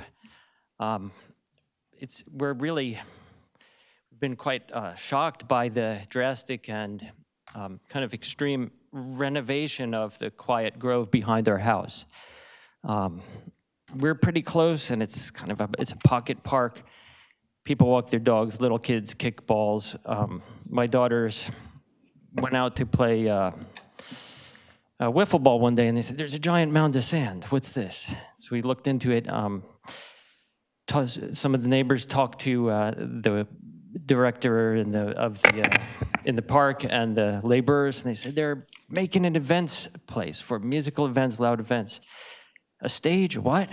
We were never told. So we never had a chance to give our own feedback, which, as residents close to a park, many of us bought our houses because specifically it's quiet, and we have busy lives, and we enjoy that quiet. So the fact that it took us all by surprise, galvanized us, and we've been talking, we've been going door to door. We've got 90+ signatures on a petition to restore the plans, money on it. Just bring it back to how it was. It saves the town money, and we're all happy. A few big issues. I know some of my neighbors will talk about it. Noise, potential for more crime, increased traffic, environmental impact, and trust. And I'm not going to go over all of them, but the noise, it said that this is a residential area. Houses are like right against this park. Food trucks, 5 p.m. to 9 p.m. Thursday, Friday, Saturday, Sunday. I don't know if you're there, but I think about that. If you want to sit on your patio, read a book, or listen to music of your own choice, you won't be able to.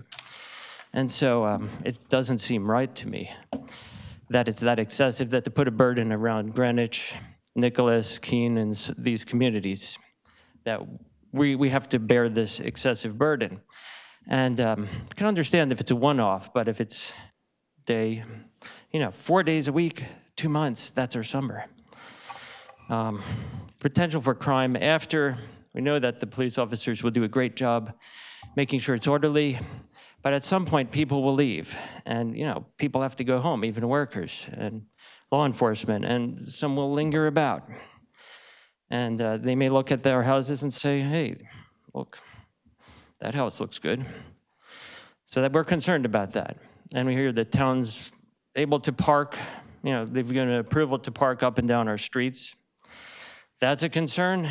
Others will say more. Environment. Rats, raccoons from the food trucks. People will drop food. There's porta-johns. Again, not what we thought we were getting when we moved on to this quiet street.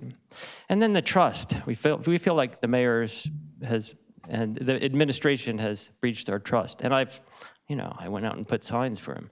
So it feels like a betrayal. And we hope you listen and think about this. Thank you. Thank you. Council President?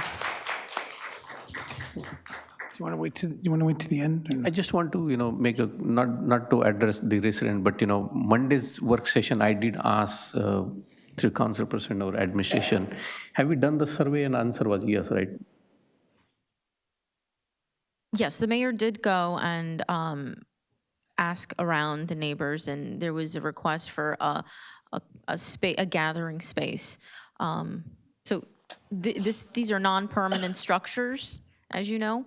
It is a temporary, let's see how this works. So nothing is set in stone. There is no band or music, just the first soft opening of it, which will be this weekend.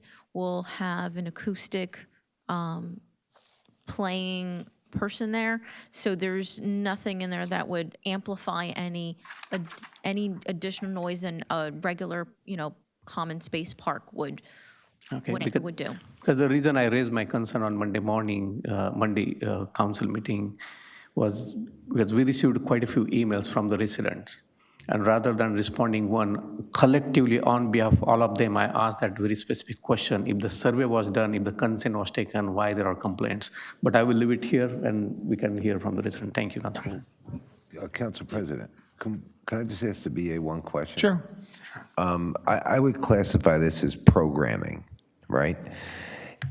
Is it an issue? And I know for tomorrow, right, that would be an issue to change the venue.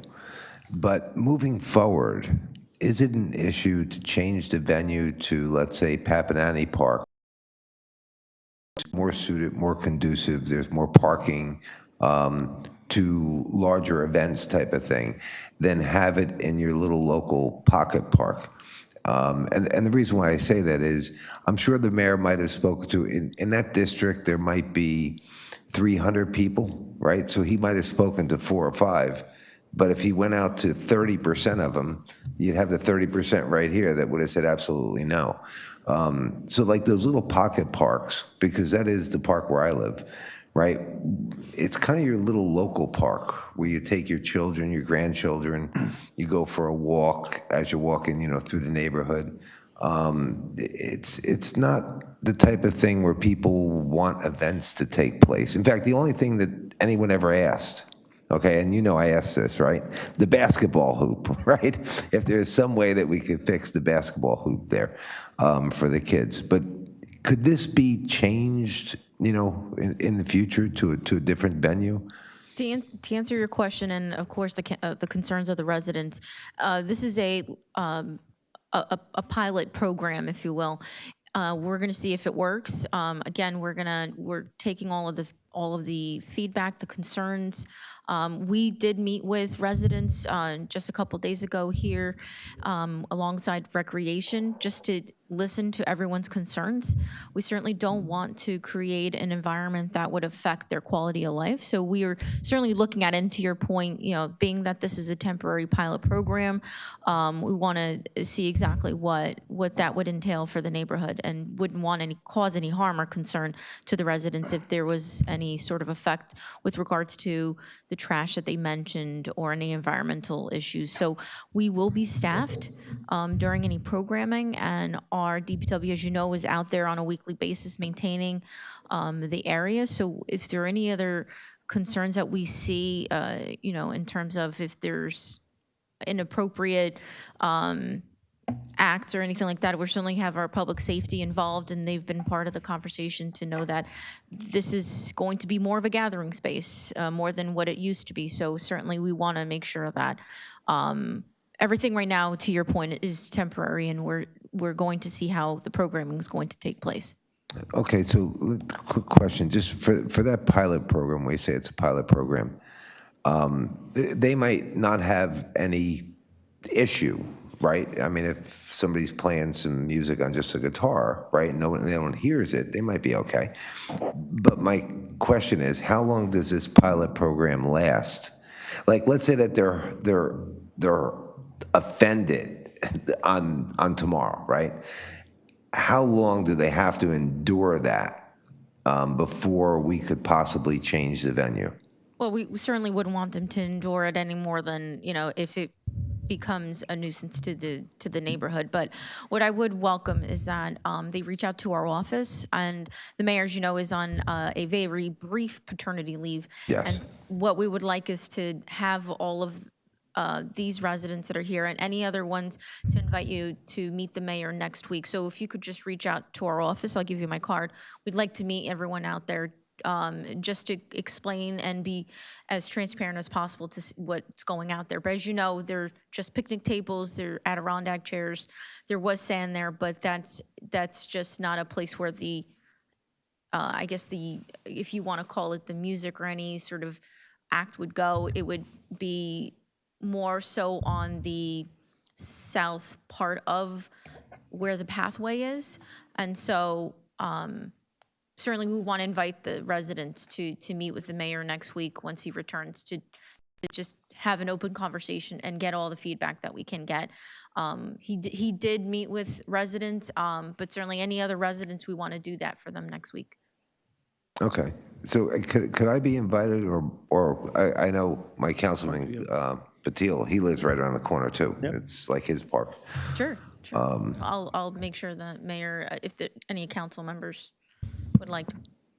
Thank you. All right, thank you. I have a quick question. Sure. Do you know off the top of your head how many tons of sand were dumped there? Because I saw this picture and it looked like maybe there were 4 or 5 triaxles of sand dumped there. Would you know that number? I don't know that off the top of my head, but I certainly find that for you. Okay, thank you. Yeah. I'm open to listen. Anybody else want to speak? Sir, are you going? Okay. Sir, please. My name is Steve Rosen, and I live on Greenwich Road. My Welcome, wife Steve. and I have been living there for 48 years. It's clear to us and to all these people here that the mayor tried to just sneak this thing under the tent. There were plenty of times when people inquired after we saw the sand and the construction, and never was one of those things addressed by the mayor's office.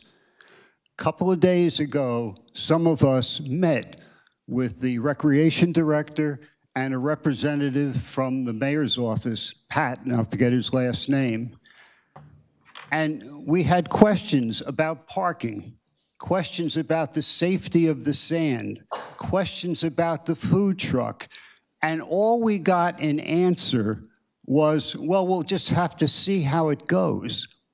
In Clark, when they have venues, they have restricted parking in all the neighborhoods around the park. No one even considered that in this particular thing, and they're not considering it now, even after we raised it. We raised it in writing, we raised it verbally, and all we're getting is, well, we'll just have to wait and see. And again, this was all done under the tent. They were trying to sneak this through, and the residents are very upset. You know, when the mayor was running, he came around and knocked on everybody's door. He didn't knock on anybody's door about this. I don't care what they say, nobody came around to talk to the residents. Thank you. Thank you for coming up.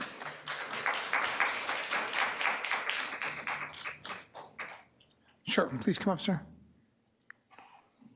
Hi, everybody. Robert Shearer, 3 Greenwich Road. Welcome. You know, I'm living here so long, it used to be called Woodland Grove Park back then. In 1990, they wanted to develop this park. We begged them to leave it alone. All we wanted was passive open space, and they agreed. We wanted some security lights because kids would go back there. And at one point, they were driving around with ATVs and to all hours of the night. And we finally had some security lights back there, but somebody told me recently that why there are no more lights is because a tree fell on something. I'm at the end of Greenwich Road near Livingston Avenue. I'm at the end of the park. I have woods behind me. I get to look at a 30-foot stump of a tree that fell last week during one of the storms. The top half of that tree fell a couple of years ago, and we had to beg the township to come clean it up because it took out our fence. And they had to they cut it up into pieces and then left it there, and we had to get them to come back and get rid of it. So we're pretty convinced. Tell us. All right, so there was a swing set in the back there that was made out of plastic that over the years the kids set on fire, melted and burned. There's tennis courts that are buried under the natural, growth of the environment. There was where they put this, I don't know, it's like a 1,500 square foot beach they put in. There's already deer poop all over the place. They ran wires with extension cords all around for the string lights they have. I don't think anything was inspected yet. The electrical box doesn't even have a meter on it. They're supposed to be opening this thing up tomorrow. So there's a lot going on, and the mayor, I don't know who he spoke to, but our property's back up to this. I touched this park. We should have been notified. I had a deck put in a million years ago. I had to get a variance. The neighbors that had signed a piece of paper didn't even know where the heck my house was. And they sneaked this in the middle of the night. We hear trucks backing up, dumping all this sand. I thought it was one of the new homes going up around the corner, and guess what? It wasn't. So we're afraid of, we have around 24 deer living in the back. And we have red fox and all the other rodents and animals that live back there. So, this was just supposed to be an open space, passive, leave it alone. It was not maintained. We didn't care, but it was quiet. It's like a swamp. It floods. It's going to be a mess after the next rain. So I don't know if anybody looked before. There's 60 parking spaces in the lot where the juniors park, which is the parking lot for here. They put in a swing set near the parking lot. The police can't see what's going on back there. You can't tell me that the cop's gonna go back there and keep checking on this area to see that there's no kids making trouble. If you go up Grove, you look into this park, you'll see the parking lot, you'll see the swing set, and then you can't see anything. So the whole thing is no good, and actually, we want it out. Pilot program, no pilot program. Woodbridge has events going on. They put it in a soccer field. They put it in a field where it's out in the open. They don't shove in the back behind people's houses where you can't see it and you can't maintain it and you can't the safety hazards. So there's a lot, and I don't want to keep rambling, but you get the message. Thanks.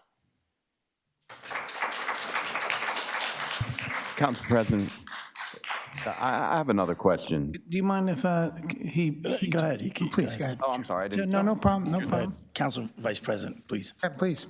I want to hear you. Of course, Council Vice I have President. another question. Do we have a rendering of what was being done there? Did we get a drawing? Like, because, I see these things posted all the time, like what we're doing at parks. Like Swales Park by me, they put in, years ago, you guys put in a volleyball net with one of these gigantic sand litter boxes, I call it, because it's just a mess. But do we have a drawing of this park, of the improvements? I can certainly get one for you. Again, these are temporary, these are not permanent structures. So whatever rendering we get you would be of the park itself and what it would appear. Certainly show you where the sand is placed, but we can give you a... Okay, fair enough, because if you truck all this sand in and the pilot program fails, then I got to pay somebody to truck all the sand out.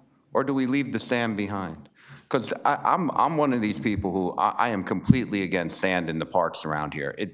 I'll say it right here on the mic. They turn into giant litter boxes.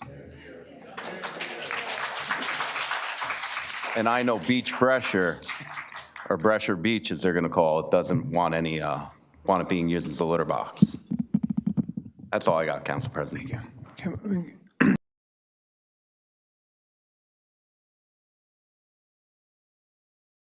Sorry, Councilman Schwartz, do you want to, just one more comment? I just want to comment on some of the comments that we heard from the residents. The park is opening tomorrow. It's done. It's a pilot program. I would think that the mayor and the township are going to watch this park a little more now that we made this investment. I think there'll be more security. I think there will be more upkeep at this park. And if it doesn't work, since it is a pilot program, if it doesn't work, then it may be reversed. But I would just like to ask the residents to give it a chance. No, sorry. Okay. Like, we live next door to the park, and Let me just I have to please introduce yourself. Can we stop the clock real quick? Reset, please, Marlene. Yeah, if you'd like to, just introduce yourself, your address if you'd like, and... I'm Karthika Malswamy, 21 Keene Lane. Welcome. You have the floor. I live right behind the Polinsky Park, and before I start, I want to thank the firemen and the police department for all the work that they do. And I've been living in this area for 10 years, and we bought the house just for the backyard and how serene the environment is in the park. And this is we've been told they went and asked the residents, but we have a petition with 90 people already, and none of us have been asked. And I don't think maybe they went and spoke to a couple of people that don't live around the area, but certainly not the people who live in Keene, Pace, Greenwich, or Livingston, or Grove, and Nicholas as well. So I'm here to actually say it's real concern, and Patrick and Steve and everybody spoke before me and have the same exact concern. And even though they're saying yesterday somebody Pat was talking to us, and he said it was going to be just a couple of acoustic guitar, but then when we asked is it going to be amplified, and they said yes, it's going to be amplified. So we have a real concern, and we've been told give it a chance, but I don't think we have to give it a chance, because we have seen the softball field that is in the park has already been filled with sand, and it's completely filled with sand, and all these plastic dividers has been put in the middle of the park, and the kids run around and play there, and that's been obstructed now. And we also did few research, and so in like our planning board just adopted new Edison master plan in July 2024, and the fundamental purpose of that plan is to protect the residents' quality of life and manage the traffic congestion, transforming a quiet neighborhood space like Polinsky Park into a high-capacity event destination directly conflicts with the master plan. And the goal to keep our neighborhood pockets peaceful and safe for our young families and seniors. So I respectfully ask the council to stop this project and join us for a dialogue on how we can preserve the Polinsky as a safe, accessible, and quiet space that our children, senior citizens, and family can continue to enjoy safely every day. So thank you. And I don't think we said we need to give it a chance, but we are already seeing all the constructions and the sand being dumped in and all the artificial hedges is being put up. So I think we have lost our patience already. Thank you. Thank you.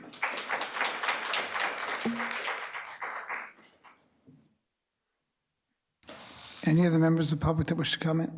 Sure, please come up. Oh, I'm sorry. I didn't see. I apologize. Hi, I'm Dr. Isha Thakur. I live on 19 Keene Lane, which is the backyard of 19 Keene Lane, is adjacent to the Pulaski Park, where this, I have to say, it's a hit and miss activity, what is going on. They are cutting the trees, which was the most serene part of the whole park. It's a small park. It's not a big park. It's a very small park.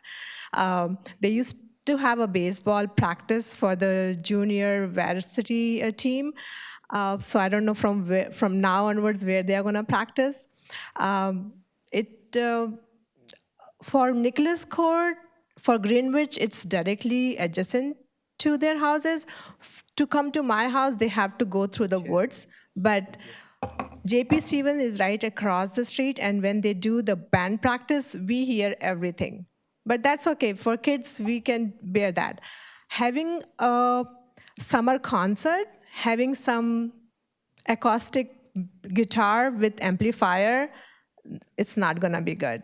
And the weekend, mind this, starts on Thursday. I don't know in which book the weekend starts on Thursday.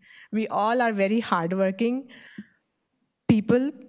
We are minding our business, keeping our lives, busy. Thursday evening, we have to hear to somebody else playing acoustic guitar on an amplifier. I don't think that's the idea of summer fun we are gonna have. We need, this is also, as somebody mentioned, that we have a lot of deers and foxes, and that's the beauty of this whole area. The beauty of this whole area is open lands, all these trees, beautiful animals. You go in the morning, I walk my dog every morning and I see this deer grazing. They're unbothered. You walk right past them, they don't care. Now, you have to come and see. They have plastic hedges, literally plastic hedges. On the name of environment preservation, they have put plastic hedges. It looks so disgusting. And they have, if they are saying it's a temporary thing, pilot program, they cannot mess up with the electricity with the pilot program. They have literally put as if a teenager has put a tripod and they have put electricity right there, hanging there, exposed wire on the ground. It is so dangerous. What if your pilot program causes a fire and a couple of the houses get burned? What are we looking for here? We are waiting and watching for houses to get burned.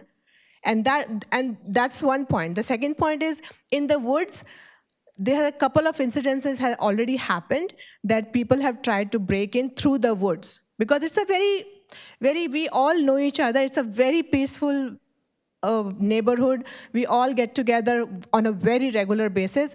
Couple of times there has been a break-in through the woods. So now what are we trying to do? Introduce people, and when we had a meeting with them, they said, oh, we are having food truck for the people who cannot afford to go to a restaurant. So yeah, so what kind of people are we inviting in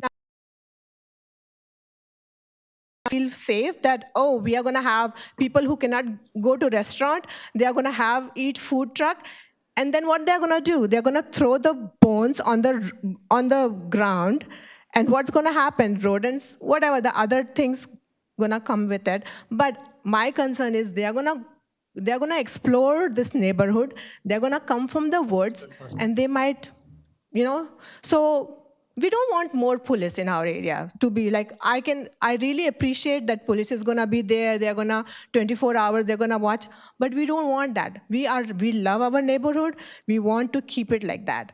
Not on the name of development. Thank you very much, your time is, I'm sorry, your time On is the up. name of development, we don't want anything, just leave it the way it is. Thank you very much. Thank you, great job. If council members can wait till we're finished with the public, and when we close the public portion, if you wish to comment, you're welcome. As a courtesy, I would prefer to get through the residents first. But it's your wish to interrupt if you choose. Welcome. You can move that mic, yeah. Please feel comfortable to move it to your comfortability. Yep. My name is Lucia Murphy. Welcome. We lived on Greenwich Road for about 56 years. Our focus today is on the Woodland Grove preserved open space. We need to continue to embrace nature, not just the lives of our few houses surrounding the area, but for our entire community as a gift to ensure the survival of our world's treasures, our cultural and historical landscapes. Thank you.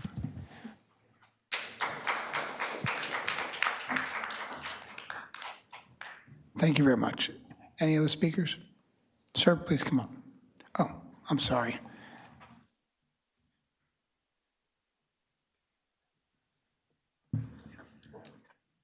Oh, Mike Vidnansky. Mike, welcome. Greenwich Road. Welcome. Thank you. 43 years on Greenwich Road, 51 years in Edison. Park is right behind my house. I've watched it for 43 years. Good, the bad, the floods, the down power lines, the fires, the vandalism, and everything like that. And the neighborhood is stuck together. We've worked together to keep all of that at a minimum. I myself has crawled into the drainage pipes when the pipes were clogged to prevent as much overflooding as possible in that area. That area has to be protected to stay the same way because it is a precious area dictated by the state of New Jersey as wetlands. As wetlands, it holds itself different than just city or municipal property. There's different laws and regulations that apply to the wetlands, and they have to be followed, and they can't be arbitrarily adjusted for certain things. Now, in regards to environmental health of the sand, I have a little background in that. I gave Pat Coyle a packet the other day, because some of us met with them. And it was over 150 citations or references I was able to find on the internet, which related to bacteria, viruses, and fungi in sand areas like that the water is not removing like at the ocean. Stationary, stagnant sand becomes, as the gentleman said before, a litter box. We have hundreds of deer, hundreds of different animal species, birds, many, many different species of birds. And they use that as a dropping site for their business, if you will.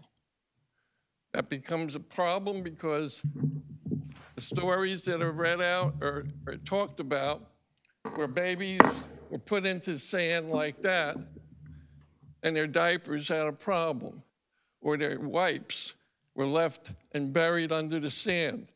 The next person comes with bare feet. If they got a cut on a bare foot, they're walking into a virus, a bacteria, or a fungus infection because that sand is not being moved, but it's collecting the deposits from the animals. So from an environmental health perspective, along with what I said before about the total access to the land, because of it being green acres and wetlands by the state of New Jersey, we have to protect it.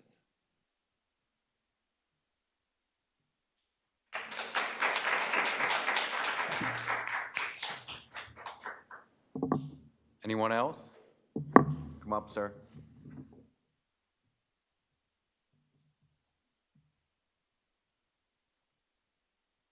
Kamlesh Patel, Greenwich Road. As you have heard from many of my fellow neighbors, the way to describe the mood right now in the entire neighborhood is confused, rattled, aggravated, emotionally stressed, and most importantly, betrayed.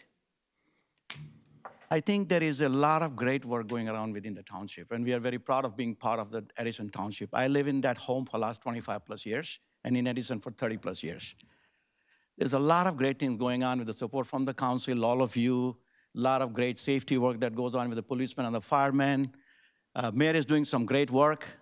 We have nothing against the mayor here. What we have here is a puzzling attitude. You have this Polanski Park is a very small piece of land. I don't know how many of you personally know that place. If you don't, please take a drive there. It's a very small piece of land which is surrounded by trees, it's been preserved for a long time, and it serves a very great purpose. There is a baseball field where kids play. We all walk our dogs. People go relax there.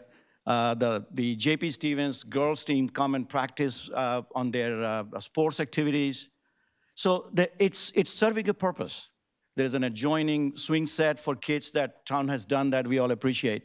So there was a lot of great work that was done, and we were all enjoying it. So our complaint is not about don't come in my backyard and do something. That's not what we are saying here. What we are saying here is what went into the decision-making to do an experiment or a trial on a very small piece of land where the vision is or the mission is or whatever that is to draw a magnet of people to come there and buy food from a food truck and walk into a bench, an artificially housed set of decorative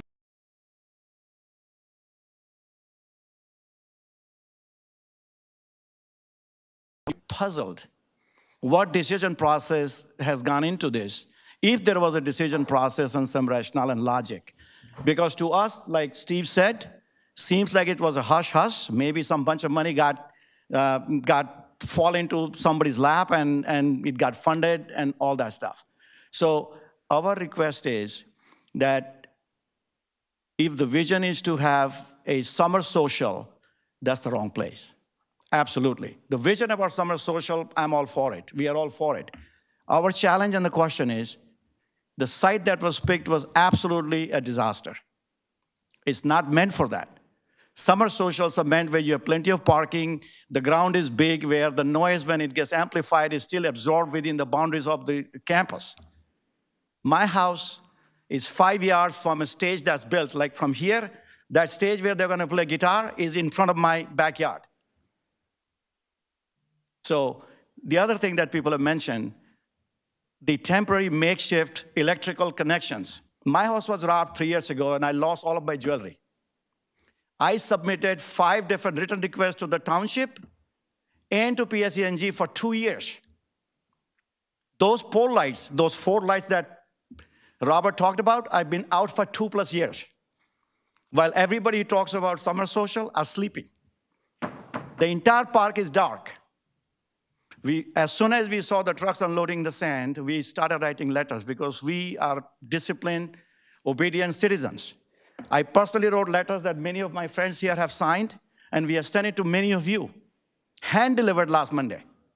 We have met with Dan Reeve and Pat Coyle yesterday. We are trying to understand what is the mission, what's going on. So thank you for listening. I'm not going to take a lot more time.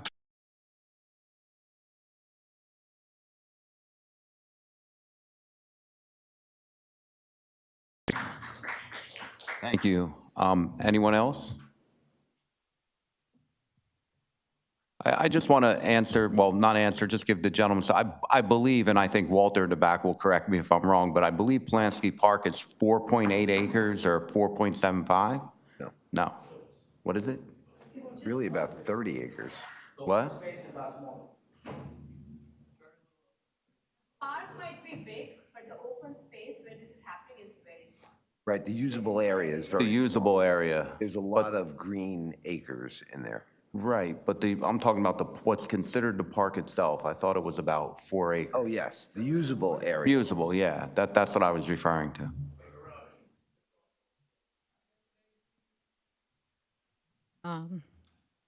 Good evening, everybody. Thank you for letting me talk. I'm Dr. Vijaya Name and Nima. address. I'm Dr. Nima, and I live in on Nicholas Court, 6 Nicholas Court, to be specific. Thank you. Fortunately, we are in New Jersey. We have a lot of beaches. I think everybody can go to beaches and enjoy there rather than in the park areas.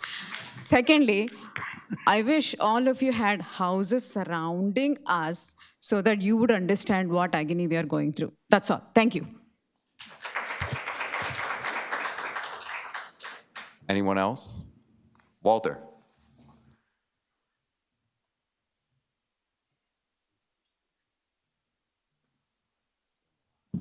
Walt Stoschel, 2118 Oak Tree Road. This week is a very special week here in Edison. It is Independence Week coming up. Edison is a historic town, and the American Revolution did happen here in Edison, and we are doing things this week to highlight the 250th anniversary of the American Revolution here in Edison with events for everyone around Edison. On Sunday, June 28th, 2026 at 9:30 a.m., I'm leading a hike of the Short Hills Battlefield. We're going to meet at the end of the Hayduck Lane off of Woodland Avenue. This is the location of the main engagement of the Battle of Short Hills, which took place there on June 26, 1777. On Monday, June 29th, History in the Making, Making Your Own Time Capsule will be held at Minnieville Community Center from 6 to 9 p.m. on Monday. Also on Monday, June 29th, the Edison Library on Plainfield Ave will have New Jersey Revolutionary Rival, a lecture by Rick Gefkin, a very good speaker and a very good author. On Thursday, July 2nd, here at the Municipal Complex, there'll be a dedication of the new America 250 Edison Playground and the time capsule at the new playground on Municipal Boulevard right out there.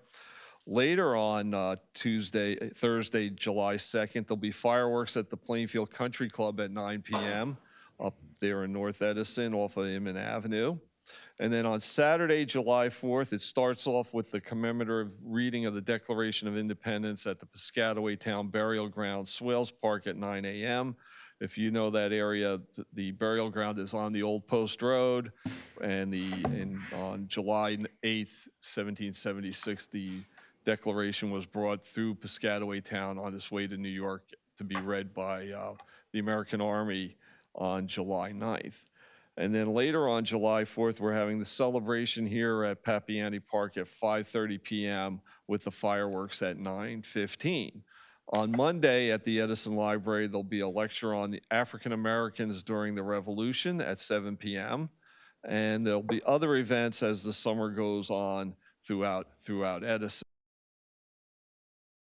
Meeting, I mentioned the historic trolley trip we're going to do, and that will be on August 2nd and 16th. So that's what's going on.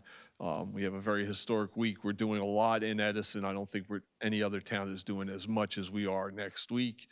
We give everybody July 3rd off. It's the federal holiday, and you can go somewhere else and see fireworks that day. Okay, thank you very much. Thanks, Walt. Anyone else?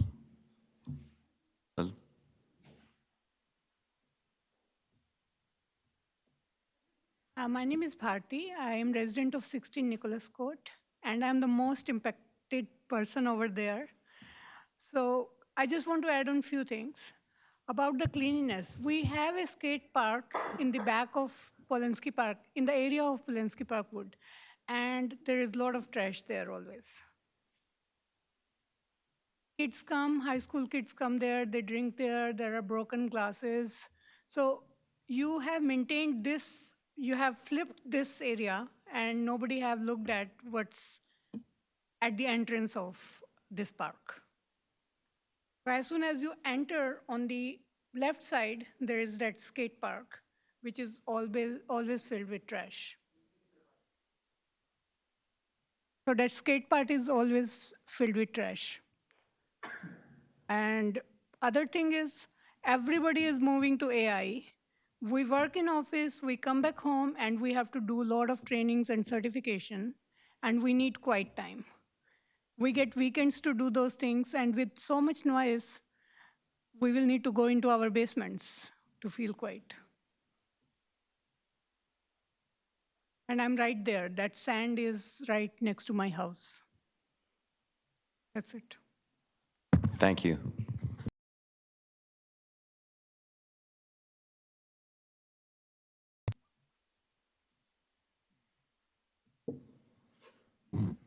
Elizabeth Conway, 20 Netherwood Circle. I know I repeat myself quite often, but yesterday or the day before on Inman Avenue, we had another crash, and the fire department was there and the police were there directing traffic, and the road was pretty well closed for a while.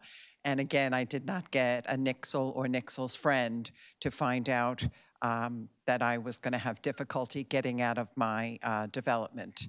So that did turn out to be a problem, even though the people that had ability to get through because of the policemen said they were very considerate as to do as much as they could. But Inman Avenue is still a racetrack, and from what I hear, someone was just trying to back out of their driveway, and it turned out to be a big mess. So again, I'm going to appeal that Inman Avenue be looked into continuously. And every time I pull out of my block with my husband, he brings up Rich Brescher should live right off of Inman Avenue because he doesn't understand what's truly going on. So this is amongst things I know the police understand, but we truly need to move on and do something about that. It's a big pathway for people to go through, and it's a real racetrack if you want to try and get out of the developments along Inman Avenue. And if someone could look into Nixel and the friend, I'd truly appreciate it. The other day, changing the subject, I brought my 3 grandsons to Mini Beeville because they wanted to go on the big park. They love to climb. It's much bigger than other parks. But there's a day camp going on there. And the woman was very kind. She came over and said, I see the boys are having a great time, but in 20 minutes, those 70 children are going to be joining them. And she was afraid about the little 2-year-old. So I said, well, is there a camp at Shamrock Park? And she said, no, nobody ever goes to Shamrock Park for anything. So we got in the car and we went to Shamrock Park. And you know, it was funny, I was looking around at the park. It's got the big field, it's got a parking lot, it's got a long drive, it's got a concession.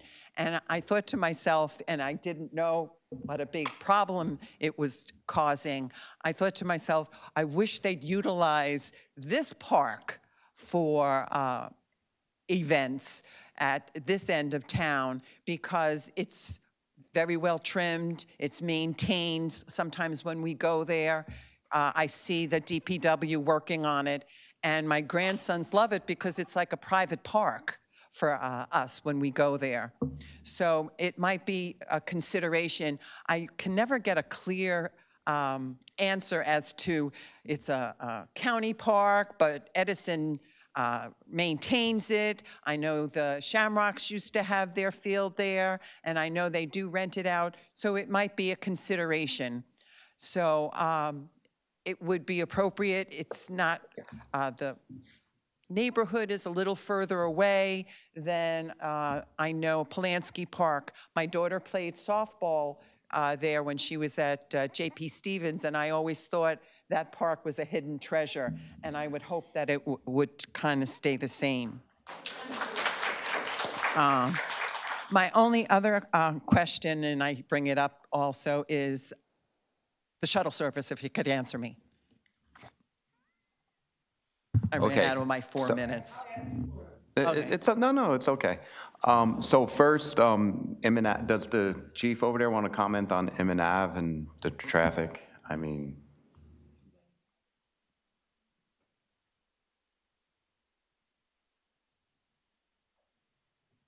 I do commonly have my traffic bureau up there, and they issue summonses up there. I look at all the statistics.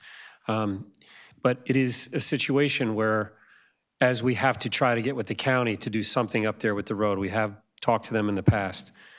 We still continue to talk to them about it.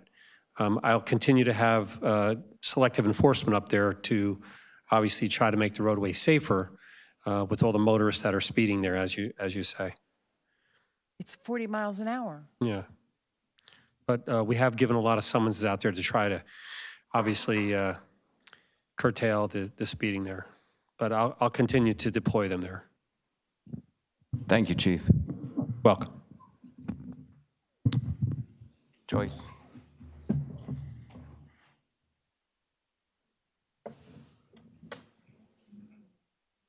I've listened, Joy Ship, Edison, New Jersey. I've listened to the residents. And, you know, I really feel like, I feel really bad for them. You live a place 48 years, 50 years. You want to sit on your porch. You just want to sit on the backyard. You might want to read a book, listen to some jazz. As we are seasoned citizens, you just want to do that at this time in your life, you know? And like she said, they got Shamrock Park available down there on the other end.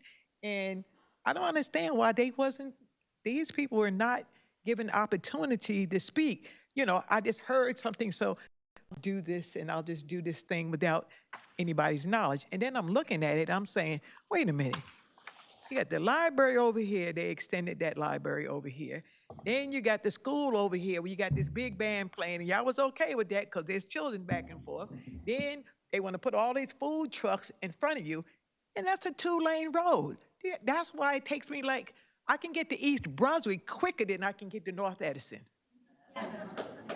2-lane road. And I'm like, so where are all these people parking and stuff? What are they gonna, they're gonna use the J.P. Stevens parking lot, or are they gonna be like in your neighborhood? Like, nobody thinks of anything. And it's like a crying shame that somebody comes and says, well, I don't have the plans yet for the pilot program. I don't have the, where are the plans? Where's the stuff? Like, how you gonna have a pilot program and everything? And I wish I would have told that to my principal while I was standing there. Well, I've got a good lesson here, but I don't have a plan. Okay? That doesn't make any sense. And number 2, anybody get a chance, look up Iron Mountain and look up Edison. And look up data center, all right? Because that's down the street from my house. The toilet is black and gooey and all that stuff. The internet goes in and out all the time, but they, like, whatever. They said, well, it's supposed to have had the same footprint as the New York Times, all right? But I looked it up, and I looked up lithium batteries. I'm like, lithium batteries? That's not paperwork. So did we sneak a data center into Edison that I don't know about that's down the street from me? Because I'm telling you, look up Iron Mountain, look up Edison, and they are the ones who propose these data centers all over the place. And I would hate for that, for the people who are supposed to serve us, who we voted for, that lose their souls and just sell their soul out just to be part of that. Just like I've seen some people, when these people were up here talking, they don't care because it's not their neighborhood. That noise and all that, the food from the food trucks, the garbage here, you know that. You know people just drop garbage all over the place now. It's not like it was when I was growing up, don't be a litter bug. No, everybody wants to be a litter bug now. You know what I mean? That's very, very sad that you're going to have to put up with that. And you've already been patient, you've always been okay. But I'm sure that if you live that way by a park and that close to a park, you don't want all that noise and all that stuff going on with the amp. And then let me tell you something. So what if somebody's playing the acoustic guitar? The crowds and the people, you think they don't generate noise? Go somewhere and see if you don't, you can see somebody here, and they just generate all that noise. And, I just feel very disappointed in people who sit back and say, oh, it's a policy, it's a policy. Go to their house, go to their neighborhood, leave town, do whatever you want to do, and see how it feels. Just see how it feels when you're trying to read a little book, okay? Or you're trying to listen to a little bit of jazz. Just think about it. Council President, just real quick, I just want the residents of the area of Pulaski Park to know that I hear you loud and clear. My council colleagues hear you loud and clear, and I'm sure our business administrator will bring your concerns back to the mayor. I can reassure you I will have a conversation with the mayor about this as well. Although I may have left the dais, I was listening to each one of you on our YouTube channel, so I didn't miss much. Thank you for covering me, Council Vice President. Is there anybody else who'd like to make a comment? Motion. Did you close the public portion? No, not yet. Can I have a motion to close the public portion? Motion closed. Can I have a second? Second. All in favor, say aye. The public portion is now closed. Did any, we're at a motion to adjourn. I did not have a chance to make much comments, and I think each member was concerned. I was told there weren't any trees cut there. And again, this is not going to be a back and forth, but we're going to investigate and go there. I can promise you, each member of the council will go there to take a look. And tomorrow morning, I'll try to go there before work and take a look at what you're putting up with, what has changed. And I'm sorry that has happened. It's definitely a shock to you to have a park that's not active and all of a sudden all this activity is happening. And I will go there. And I'm sorry that you have to come here and be disturbed. Some residents have been paying taxes for 56 years. You have a little sanctuary there. I get that. And I definitely will look into it. But I do want to share with you, this may not be of interest to you today, but I'm sure you know anybody can rent your park and have an event there. I just want you to be aware of that, unless there's something different I know from Mr. Stolschel, which I will look into later. It's a park. It could be rented for any event as long as they go through the public safety. It's not something, we don't have a constitutional right to say you can't have an event in a park. And I don't even think you have to be an Edison resident to have an event in a park. I just want to be fair to share that with you. This is something within our control, and I think this council will certainly move to have a discussion with the mayor. The mayor has mentioned to me yesterday, he called Councilman Kentos and I and said, I'm going to meet with him and address this issue. Tomorrow we're meeting there, I believe. Yeah, we meet, and then he was going to speak to you guys after. So I'm not in his defense for every action, but he did say he was going to speak to you. Well, doesn't mean your opinion is going to change. But I have to just share to make sure you understand that anyone can rent your park, and some parks that are not that active can become active, whether it's with baseball, now cricket. Baseball wasn't popular yesterday, cricket will be popular tomorrow. That's a very interesting park. Rich and I have been over there a bunch of times to look at it, to see what can be done. I like quiet, and I support where you're at, and I will look into this. I just wanted to share at least. Council President, Yes. Can I just share some history? And a couple of residents brought it up, but it's history that an administration really should listen to. I don't know if it was 12 years ago or 16 years ago. We had a new mayor in Edison. His name was June Choi. And June Choi came down and he said to the residents, I'd like to meet everybody. I'd like to do whatever you want for your park. I feel that you guys have been very supportive of me, and he wanted to actually make improvements. We had a meeting at J.P. Stevens. There's 20 people here, and they have signatures of 90. At that meeting were probably approximately 200, right? Like, I know some of the people were there, and we took up rows of seats in there. at the end of the day, the people wanted the park clean, trimmed, and they didn't want it turned into a circus or like an event planning type place, of which the mayor was so grateful because budget-wise, right, he didn't have to spend hundreds of thousands of dollars on that park. So what's happened here today is it's really the same thing, except that we didn't have that meeting with all the residents, and that's really what I'm hearing, is that we haven't heard it. And as one resident said, I forgot who it was, about the skate park, right? We have a skate park back there. It's not really a skate park. The children built it. But there's been furniture back there. It would be nice if we could go back there and clean that, on a weekly basis, because you're not going to stop the kids at this point. But I just wanted you to know that another mayor, did try this, was offering anything the residents wanted, and the residents wanted the park the way it is. That's why it's been like that. That would be it, Council President. Council President? I have an answer for you on the trees, if Sure, that's please. okay. There are 2 dead trees that were there alongside the pathway and some branches. So there were 2 dead trees that were removed. The mayor is going to have a meeting on July 1st. And if anybody will reach out to the residents to have that public forum. Thank you very much. Hearing all council members who spoke, can I have a motion to adjourn the public meeting? Motion to adjourn. Have a second? All in favor, say aye. Aye. Meeting adjourned. It's 9:50. Thank you.